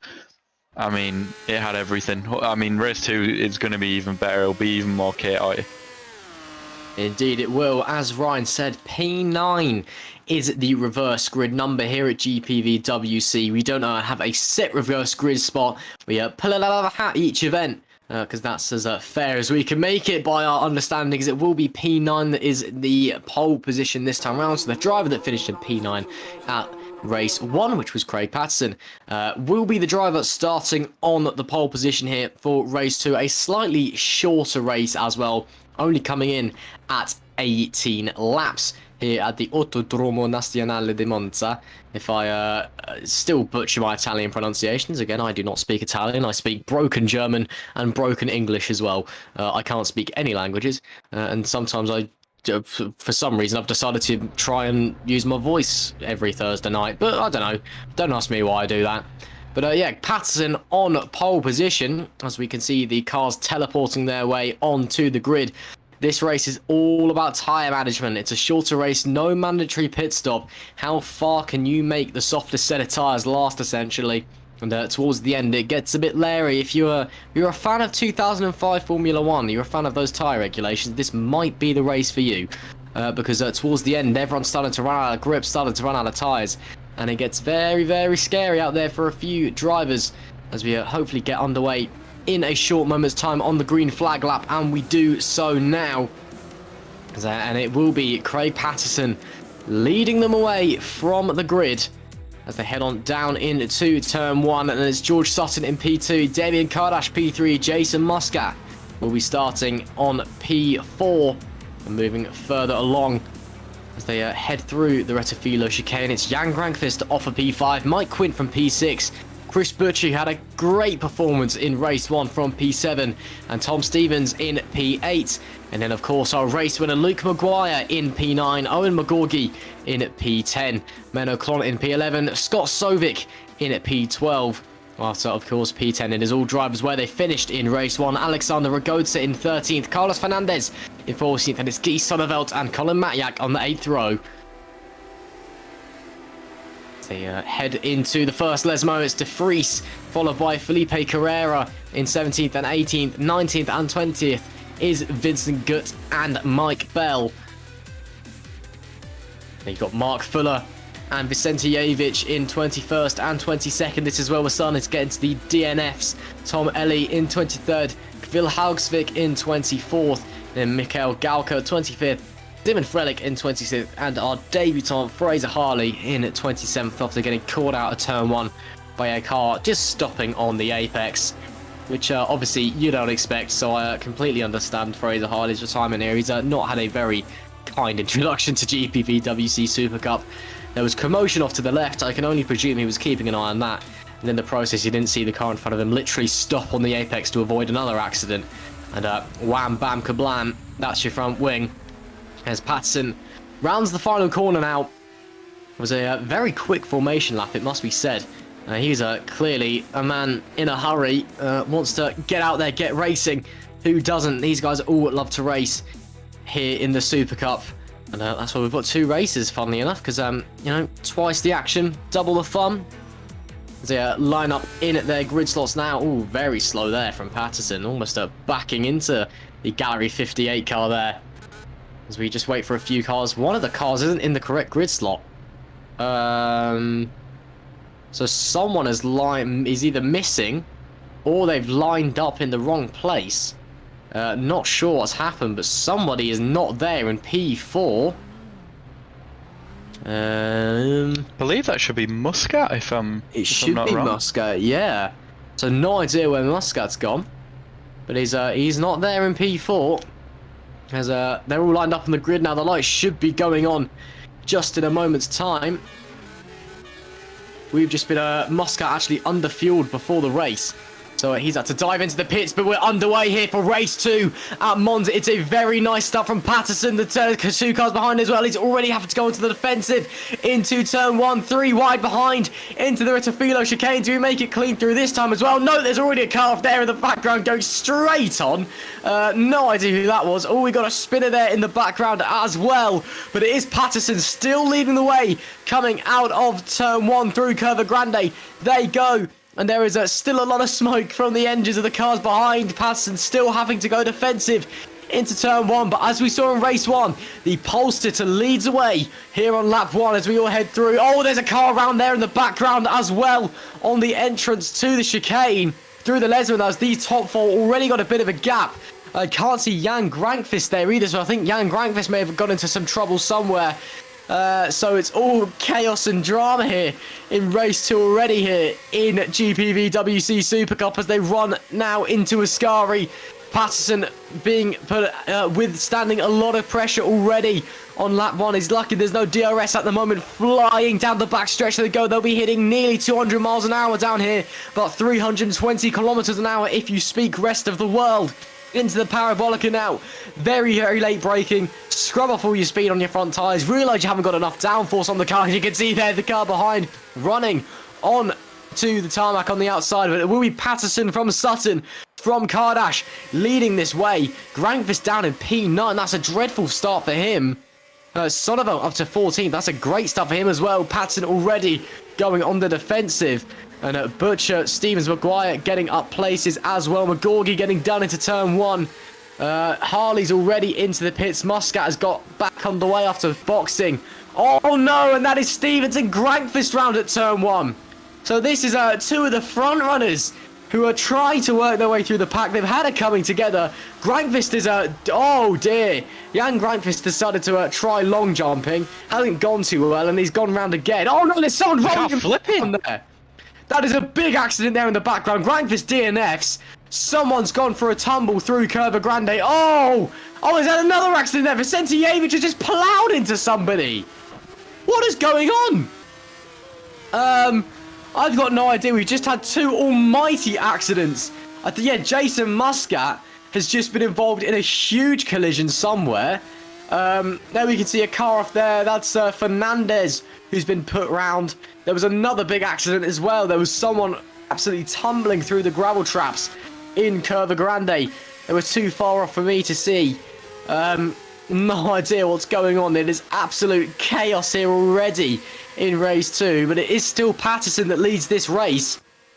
And more importantly, DRS will now be enabled, and you can see that letterbox opening up in the rear wing as they will head down to Ascari, because they cannot use the DRS here. But it is still Sutton trying to sweep around the outside. Hasn't outbraked himself. I thought he had. Patterson gets it wrong. Sutton takes the lead of the race. Kardash Butcher backwards. go through as well. Butcher's backwards somewhere as well out of turn 1. So Mcguire squeezes through. So Butcher's day goes from bad to good to bad again. Oh my goodness me, I can barely keep up with what's going on. Then we can see more defensive manoeuvres from Patterson in P2, trying to keep Kardash behind him. Butcher drops well down the order, down to P9. Vicentijevic and Fernandez both DNFing from the race now as well, along with Grankvist and Harley. So Harley 2 DNFs in 2 races here in the Super Cup. Shame for him. Not the debut that he would have wanted. And Kardash now back on the attack. You can see the DRS now activated on the run into Ascari. Oh my goodness me. Oh, Ryan, what is going on? They've seemingly they've all decided to take some crazy pills over the break as we're coming back and it's absolute chaos here at Monza. I have no idea what's happened. The first race was so clean. I mean, it was to be expected to have a little bit more action. Obviously, the the order's been shaken up. Some of the fast guys starting a little bit further down, but this has been absolute chaos. I mean, a good run for George Sutton here. He's already starting to make a gap. He's still within he's still got the DRS range behind him to Patterson, but as we see, that is Stevens up the inside of Damien Kardash there. Personally, I was expecting a lot more from Damien so far. I thought this was going to be his sort of race, but he might just on lap 4, you know. Well, I was expecting him to go forward really quick, but it's again Tom Stevens looking at the outside there in the second chicane. Like I say, we are only on lap 4, but everything's just happened so quickly. It feels like we're already on lap 10. As indeed, here we've got a replay of one of the many incidents. This is Jan Grankvist. What happened here? Oh, just got tagged around there by Tom Stevens, and just, you know, I guess just not seeing Stevens going for a very late lunge, and then getting going again, and playing high long jump. Oh my goodness me, that was the big Muscat. That is a big accident for Muscat. So that's what happened there, a 4-car pile-up. Muscat going over, somehow managed to get off that wall. Muscat went for a big old tumble there. So that's why he's down the order. This is on board with Butcher, and Butcher getting punted. He just got punted round by his teammate, maybe, I think there. Was that his teammate sending him round? And then contact there as well with the car as he came out of the gravel. So a few high-profile incidents here. Patterson having a go on Sutton, but unable to do anything at the moment. Stevens already past Kardash. Stevens is charging at the moment. So Stevens up to P3 already. Kardash and Stevens neck and neck. Coming through Curva Grande. Quint behind as well. Maybe thinking about taking it 3 wide. That'd be very brave if he does. He's going to look anyway. Decides against it. Stevens gets through. Quint gets through. Kardash. No, it's going to be one of them's hung out to dry. I'm not sure which one at this point. I think Quint's just going to squeeze through. And then Mcguire got through as well, actually. So Kardash really got left in the dust there. And McGorgy now trying to get past as well. Mcguire's up to P4. Stevens in P3 already. We're not even halfway through this race, and already the front runners are near the front, as you'd expect. Running under the bridge now. And it is just pure chaos here at Monza. I'm struggling to keep up with what's going on, let alone what's on screen. And Mcguire now trying to defend from Quint behind. Quint's had a lot of pace early on in this race. And he's going to be trying desperately to keep behind, already trying to break the toe down the straight, wheeling this way and that way, trying to get him out of the slipstream. Coming around the parabolic now, manhandling the car as physically as he can. Very tight exit there from Luke Mcguire, almost looking like he was coming into the pits for a moment. Obviously, no mandatory pit stop here in race 2 of Super Cup. You can if you want to. There is nothing stopping you, but it's not in the rule book. You do not have to have one. And at Quint, getting close, but not deciding to go for it. Rogoza and that's Butcher swapping places. So Butcher already getting back on his horse and getting back out there. Quint not giving up just yet. Still in the slipstream of Mcguire. Still with him. There's 0.2 of a second. I'm sure it'll be 0.1 of a second between them in a moment's time. He's looking, but he cannot make that gap appear. Mcguire, the championship leader, just making his car as wide as he possibly can on the racetrack. And it is working, obviously. As they get another replay here. This is Owen McGorgy's start. Yeah, didn't have the best start, went a bit backwards. So it was a good getaway. He's on the medium tyres, so it was a good getaway. And then just got a bit boxed in by these guys here. Pulled to the outside. Got on the brakes. And, he's the driver that went straight on. So it's McGorgy. Great avoiding action there, to be fair to McGorgy. But he is the driver that went absolutely straight on at turn 1. And, well, he did well to avoid everybody in front of him, to be fair. On board with Luke Mcguire now as well, who's currently in P4 as it stands.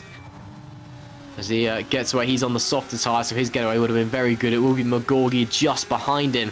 You can't quite see him in your mirrors. Oh, no, you can see him in your mirrors, apologies. On the left, you'll be seeing him soaring up the inside. Whoa, that was close. I want a bit of contact, actually, between Mcguire and Butcher. So the teammates coming together there already within one corner of the race, and kicking up spray like it's a wet race, but it's not. It's just engines overheating here. Not to worry, nobody's going to blow up. On board with Mike Bell as well. Didn't have the greatest of starts I'm sure that he would have... Actually, no, it was a very good start, actually. I lied. He's just... maybe he's been involved in an incident somewhere, because that was the exact start that he would have wanted. Maybe the race hasn't quite gone his way. That was a beautiful launch away. Coming down into turn 1. Oh, stop-start. Chock-a-block into the chicane. And getting boxed in there as well. Had to stand on the brakes properly there to avoid some incidents. As he now heads through Curva Grande. And was there another incident up here? Potentially 290 kilometers an hour on the brakes. Oh, yes, he did. So Bell went round. Oh, so that was the incident we saw in the background on lap 1. He actually got punted back round the correct direction. But it was a very good start up until that point from Bell. It is still Sutton leading this race as we cut back to the race proper. Patterson just behind. Stevens behind as well. Oh, big lock up there from Sutton on the inside front. That can't be doing his tyres any good. Stevens pushing like a madman as well. These top 3 have massively broken away from the rest of the pack. Coming up to lap cars as well there. On board with Patterson in the slipstream. This is it, surely pulling to the inside. Very aggressive defending there from Sutton, but Patterson gets through before the corner's even there and squeezes around the inside. Lovely move, but that was very aggressive from Sutton. Patterson, though, back into the lead of this race, and that's someone getting well out of the way. Very kind of them. Obviously, blue flags and all that. Ryan, was that erring on the side of a bit illegal there from Sutton, or was that was just aggressive defending? I think it was more on the aggressive side, but you know, he still gave him just enough space to get through. A really good performance by Patterson there. He sort of bided his time a little bit. I think he sort of hung there or thereabouts. Now all he needs is Stevens to get stuck into the back of Sutton here and then give himself a little bit of a gap, maybe get outside of that DRS zone. But all this is doing though is bringing Luke Mcguire in, and that is not something you want to see in your rearview mirror. If you were Tom Stevens right now, you would be panicking. We're not, let's say we're about to get into the halfway stage of the race, and he's already within a second of that top 3 group. I mean, they really need to start going forward here if they want to have any chance of winning this race. So it's looking like a Mcguire double, maybe. Well, all the time, these guys are battling. Mcguire behind is licking his lips, because when you're battling, you're wasting time. You're not going as fast as you could. And Mcguire behind is pushing as Stevens Patterson again aggressive on the defence. They're 3 wide into turn 1. Oh no, there's contact between Sutton and Stevens, but Sutton retakes the lead of the race. That was super aggressive from George Sutton, but he knows what he's there to do. He's there to win. And he is pushing and barging his way through with 0 second thought. And it is Sutton once again in the lead, 3 wide into turn 1. I didn't think it was going to work. It very nearly didn't. But that was managed excellently. No! Oh no, we've just got to a replay as there was a roll there for Stevens. I can't quite believe it. We're getting a replay of the 3 wide incident. And there was, oh my goodness me. I think he got tagged around by Mcguire. And then we just see, just as we went green for the replays, we went 3 wide. Oh, wow, very tight between those 3. And as we went to the replay, we just see Stevens going over. What? That was Monaco Stroll vibes there. I'm getting the same sort of thing. So we've gotten on board here. So what happened? Did he just get touched from Mcguire? Oh no. So he hits the brakes. Oh, and he just gets touched round by Mcguire 3 times over. I don't know what happened to Mcguire, but he just gets touched on by Mcguire. That is bizarre. He just goes. You know, it's not like he was digging into grass or anything. That was on tarmac. The car just gripped up and fell over on itself. I have never seen that in all my time as a sim racing commentator. That is bizarre. See from Mcguire just touched him. Oh, he clipped the curb on the inside. So he touches the curb on the inside, just gets a little bit of front end going up and just over he goes. That was a very bizarre incident though. And Tom Stevens out of the running, I'm sure, down in P8. Looks like he won't need repairs for the time being. We are now halfway in this race. It is still Sutton leading the way from Patterson. Mcguire, though, may have some front wing damage, so unsure whether he's going to be one to watch over the remaining 8 laps. As we can see a few drivers in the background running onto the gravel. Now, Patterson, he needs to close in, but he needs to make his move cleverly, because Sutton is being super aggressive out there today. Really wants this win, it's very clear. Back on board with Stevens. Is the steering a little bit bent? I don't think so. It is. So he's got a little bit of suspension damage, but nothing too major. He's 3.5 seconds off for Rogoza in P7 at the moment, on board with your Race 1 winner and championship leader, Luke Mcguire, in P3. Down the back straight he goes on the THR Mobile, which has been impeccable this season. Sutton, though, still not taking a second place for an answer. He wants this win. However, he's going to have to go defensive again on Patterson. With the DRS Patterson, that letterbox in the rear wing is open. Is he close enough? I don't think he will be, but he may be worth having a look anyway. No, he doesn't, so he just hits the brakes like a normal human being this time round.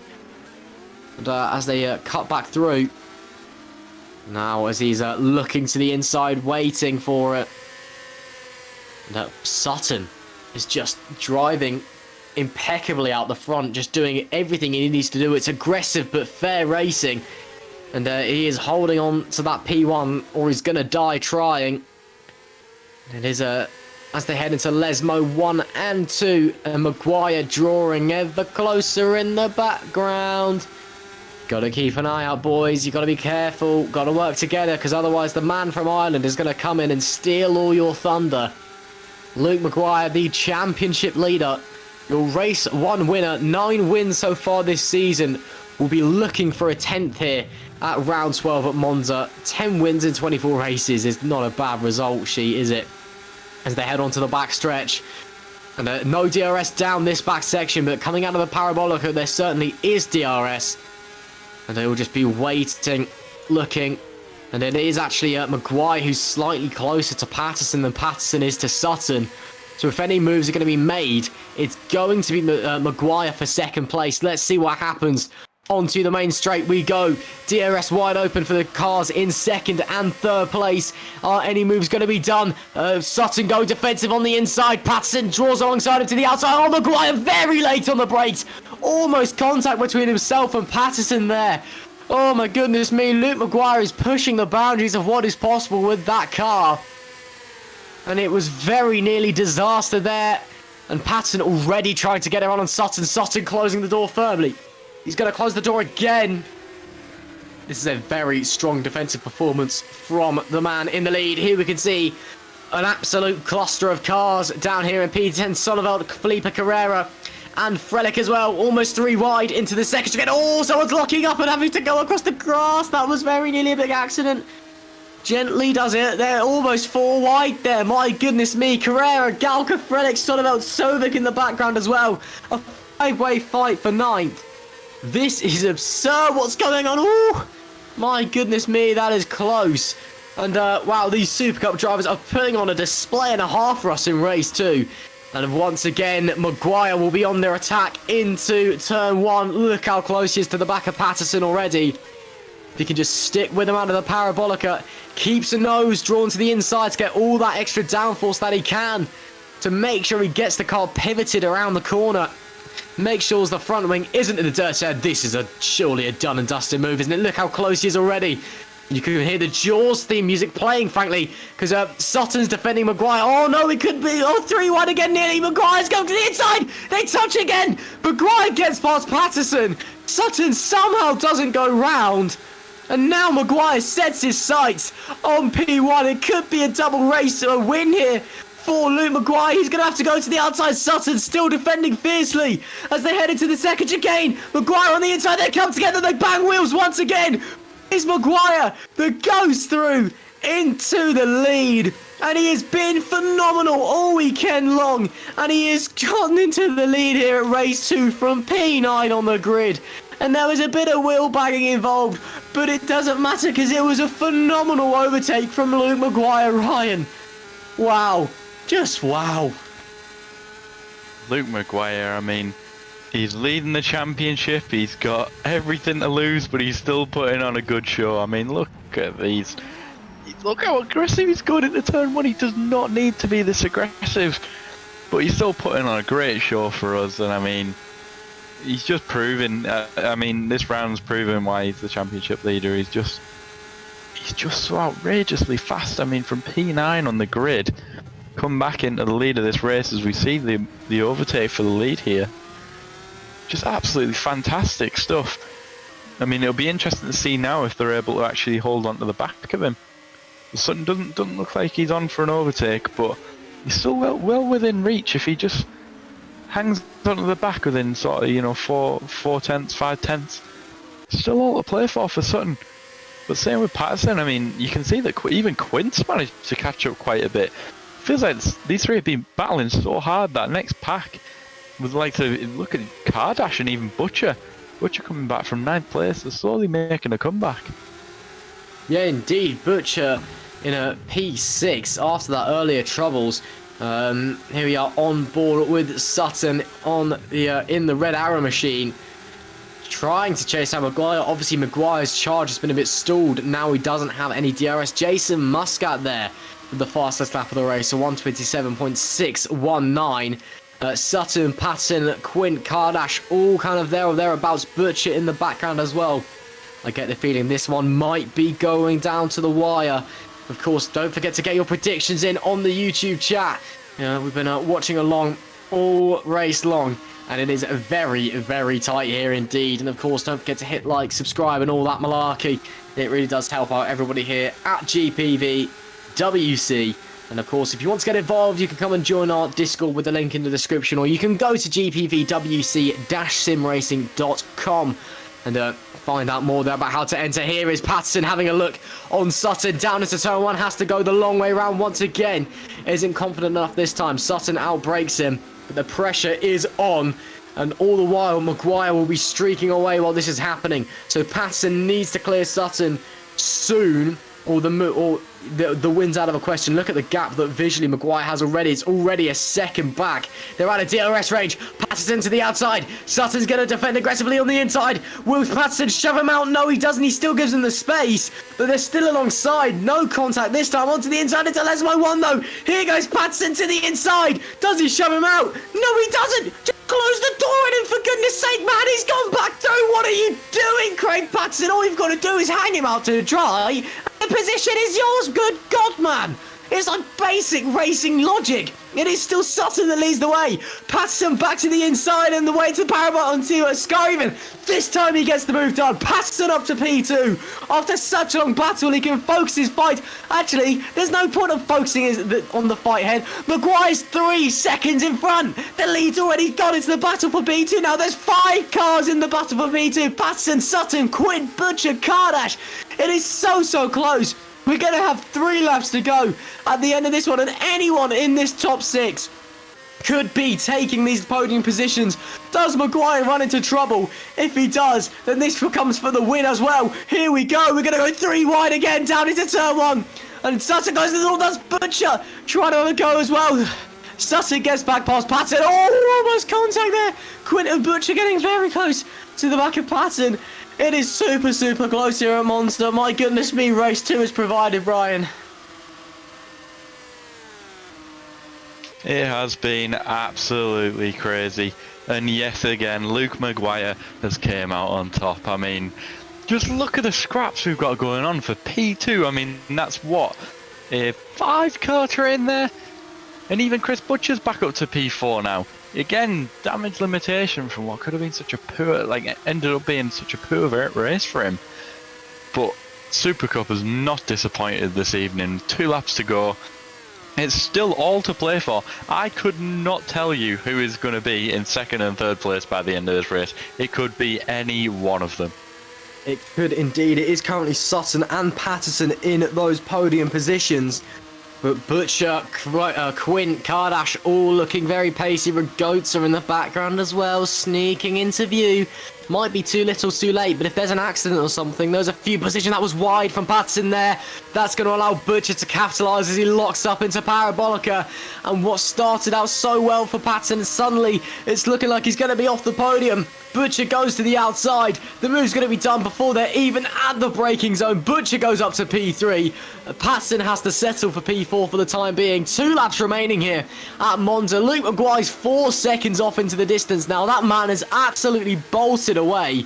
And Butcher now sets his sights on Sutton in front. THR 1-2. That wouldn't be a bad order of running, would it? And Mcguire, as it stands, sweeping the weekend as well. And he's had a monster performance. Butcher's had a great weekend after some poor qualifying as well. And at Sutton, there's been a mega defensive drive. I'm sure there's going to be a few drivers wanting a word, but frankly, all legal as far as I'm concerned. I'm no steward, but I can certainly take an educated guess as they now head on the almost the back straight now. And that Sutton has pulled a bit of a gap, actually. Look at that, Mcguire. 8%. Frelich, 17 positions gained. That's quite impressive. Fair play to Simon Frelich. You've done well there, lad. But yeah, Mcguire, 8 positions gained up to P1. It will be the final lap of the race in just a few moments' time. Sutton has got a bit of a gap to Butcher behind, but he won't have DRS, so he will struggle a bit wide through Parabolica as well. So that could be costing him some time. Watch the letterbox on the rear wing. It goes open now on everybody behind Sutton. Are they going to close in close enough?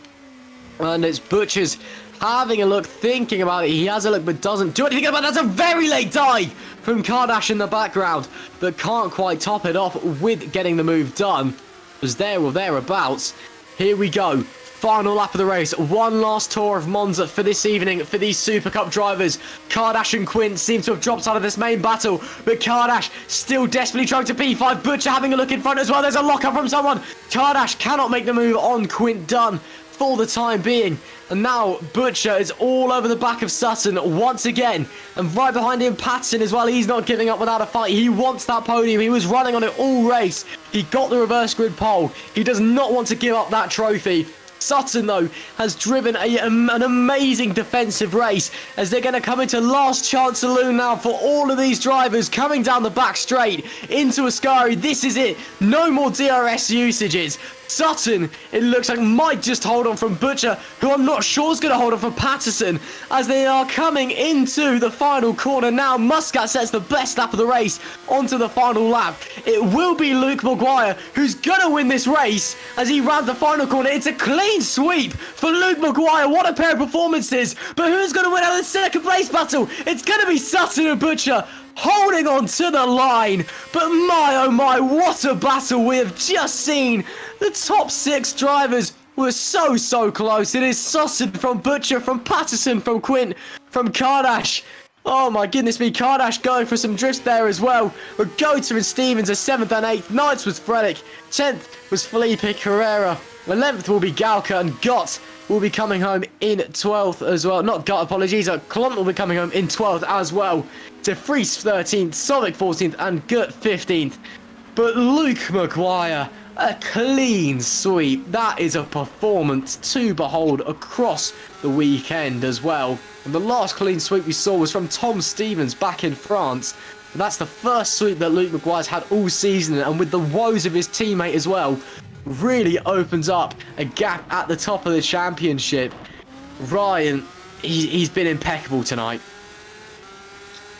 Can't fault it. I mean, he's been a race one specialist all season, but he's made it work in both races. That's exactly the way he wanted to start off after the summer break. You know, you've had a couple of weeks away.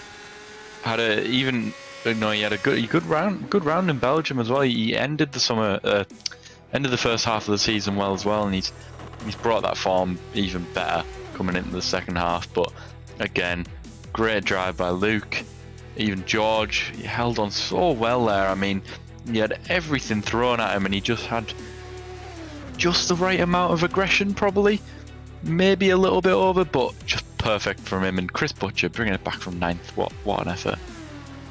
Exactly. Here we can see the final order for race 2 here at Monza. Mcguire taking his second win out of 2. George Sutton managing to hold on for P2 with Chris Butcher with a great comeback drive into P3. Patterson just missing out in P4 from the pole position. Quint 5th, Kardash 6th. Then it's Rogoza, Stevens, Frelich, and Daniel Felipe Carrera rounding out your top 10. Then moving further down the order, Mikhail Galka, Menno Klont, Gerrit de Vries, Scott Sovic, and Vincent Gutt are last of your points finishers. Then it's Guy Sonneveld, Mark Fuller, Mike Bell, Tom Ellie, and Jason Muscat, your top 20 here. And then I do believe we've got another whole host of DNFs just after as well. And yep, It looks like Matjak was the last runner. Apologies, not Matjak, but yeah, Matjak, the last one, DNS rather. Matjak, Modori, Phil Hauksvig, Vicentievich, Fernandez, Grankvist, and Harley all DNFs here. Phil Hauksvig, Vicentievich, and Harley DNFs in both races. Not the evenings they would have wanted. But my, oh my, oh my, what a night of racing we have been provided here by the Super Cup. We're going to get our double race winner in, Luke Mcguire. Luke, can you hear us? Yeah. Hello, Ross. How are you? I'm good, thank you, mate.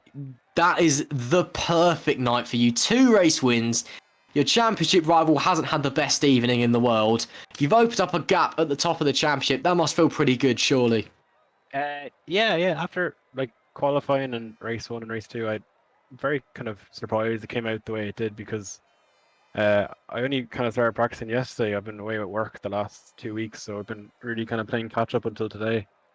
And then yeah, qualifying went really well. Just about got ahead of the HGPs. And race 1, I kind of got lucky in the start because they all kind of fell behind by 2-3 seconds at the very like 2-3 laps in, and then I kind of just maintained that gap. But fair play to Tom, he really like drove me hard in that second stint on the mediums, and that was a really like feel good kind of win. And yeah, race 2, I don't know, like I'm happy. I'm obviously of course happy with the win, but just kind of I didn't want to take out Tom in the process of overtaking, and it's just I don't know. I'm happy, but I just it kind of feels a bit tainted. Yeah, indeed. But still, in the so you said you only started practicing yesterday, Yeah, because I've been away at work down the country. and you've just won both races. Yeah, I don't know. This is the least. Can I have some of your talent? You can have some of my luck. I got very lucky these races. Very, very lucky. I've practiced 3 times as much as I practiced for this, and I've not come out with this much, points. And it just shows that luck can be on your side one day, and you'll get the best result. Exactly that as well. Marks off. That's now 10 wins you've had this season as well. The first sweep you've had across a weekend this season as well. Surely that must feel, looking forward, that's surely now puts the momentum in your favour. Yeah, it does. I couldn't let Tom Stevens just have the only sweep of a weekend, so yeah, no, it puts the momentum going my way. But this is there's a lot of points to play for in every round, so it could swing either way. Disconnections, getting taken out, it's very easily to swing one other way. So yeah, we're still pushing hard for this championship. Indeed. Well, thank you very much for joining us here tonight, Luke. A great pair of performances out there, a great pair of wins, and you got yourself a gap in the championship as well. So it's may have been some luck on your side for sure, but I'm sure you'll happily take that. Oh, cheers, Ross, and just shout out to the usual boys, Tom Ely, Toby Davis. Tom made a great setup for this round, and yeah, shout out to them guys. Well, there was Luke Mcguire, your double race winner tonight. Let's get in his teammate and her main championship rival, Chris Butcher. Chris, can you hear us? Hi, Ross. Well, Chris, it was well, first of all, what was going on in qualifying? Because we saw you had a big accident early on, and the lap time just didn't seem to piece itself together.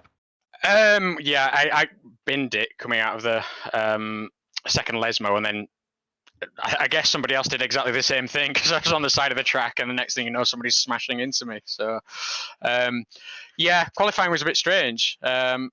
We decided to give it a go on the medium tyres because we kind of thought that Monza's going to be a bit of a DRS train, and in practice we knew that I was probably quick enough to get 5th on the grid on the medium tyre, but yeah, it just wasn't putting the lap together. And then on our last go, we had a bit of a miscalculation, shall we say, and I missed the timing line by half a second, maybe. Ooh. So yeah, unfortunate, but as it happens, it set the scene for a really entertaining race. Yeah, of course, and as you said, though, you still did well. You came back through the field, and especially in race 2, when you kind of got punted round a bit, still came back strong. Pair of podiums, that's certainly not bad. That being said, obviously, your teammate Luke is your main championship rival as well. He's come away with a big haul of points this weekend. How important is it for you? Looking forward, there's only 5 rounds left after this now. how important, or 4 rounds rather, how important is it, coming through Singapore, that you just put in a super strong weekend and you come in, you put in the performance and you close that gap back up? I think the next one will be make or break, to be honest with you, because it's a mentality thing as well. Like I need to be there or thereabouts. If I'm miles away, then the pressure's on me to sort of catch the gap. Whereas if we're really close, the pressure's on both of us. So, it's massively important. But I feel like this round was a bit of a missed opportunity, to be honest. I had a bit of an incident with Tom Stevens in race 2, and I felt like I had a really good chance of the win, to be honest. So, it's just one of them. But I've got to knuckle under and probably put some more laps in for Singapore than we did here, in fairness. And I'm sure Luke will be doing the same. So I've just got to hope I stay out of trouble and score more points than him next time, basically. Exactly. Well, thanks for joining us, Chris. Although it wasn't probably quite the result you'd have wanted, you still put in a pair of very memorable performances nonetheless, and I'm sure you can go home tonight happy. So thank you for joining us, and well done up there. Cheers, Ross. That was Chris Butcher. And then for our last interview, apologies to our team boss over at THR, Toby Davis. We'll drag Tom Stevens in. Tom, can you hear us? Well, great to hear from you, Tom. Again, a pretty good weekend, evening for you, should I rather say, as well, for you as well. Very strong in qualifying. Race 1 was pretty good as well. Race 2, maybe not quite to plan, but that happens sometimes. How did it all look from your perspective? Well, in quali, I was a bit disappointed because in the practice just before quali, obviously I went a tenth faster, but oh well, it's hard to hook it up sometimes. And I could always say, I had a little bit more left in my lap, but so could Luke as well. So it is what it is. But then in the race start, I got a bit of a bad start, and then Owen got in front. But I didn't want to go for a rash move on him, because then all the cars behind would have just started swamping us, and then Luke would have just gone into the distance. So we had to wait a bit, but in the end, it was just a bit too late. And overall, I'm pretty happy with my pace on the mediums, and I'm going to keep this momentum going moving forwards. Exactly, and you're still holding on to P3 in the championship as well. Your gap to Damien Kardash has increased, and you have still got a bit of you're still mathematically in with a chance of getting the title actually this season. So my next question is, do you want to then go and win all of the remaining races and win the championship? Well, I mean, it would be nice, but it's not exactly easy to do. And I'm just to be honest, at the minute, I'm just taking it race by race. I'm not really looking at the championship because I'm basically in the middle of nowhere at the minute. So I'll just take each race as it comes. Well, that's great to hear. Thanks for joining us, Tom. And although you were disappointed you're qualifying, I thought you did quite well. And a pair of good performances out there as well. So thank you for joining us. Thank you. That was Tom Stevens, our final interview for tonight. And that will be it from us here at GPVWC Supercup Round 12 at Monza. I'm going to pass on my thank you to Ryan Elliott for joining me. Ryan, we had a very interesting pair of races tonight, didn't we? As usual, Supercup provided great action. It was great to watch, great to commentate on. Hopefully I can be back in the comms box at some point again this season, whether that's in Supercup or one of the other fantastic series that we run here at GPVWC. Indeed. That was a very fitting last few thoughts from Ryan Elliott. Of course, our thanks extend to you as well for tuning in, to all the drivers and the league organisers and everyone else who I'm forgetting to mention. A lot of work goes into this, but thank you for joining us here at Round 12 Monza in the GPVWC Supercup. Make sure you're tuning in 2 weeks' time as we head to Round 13. It's going to be under the night lights at Singapore. We'll see you then. Goodbye for now.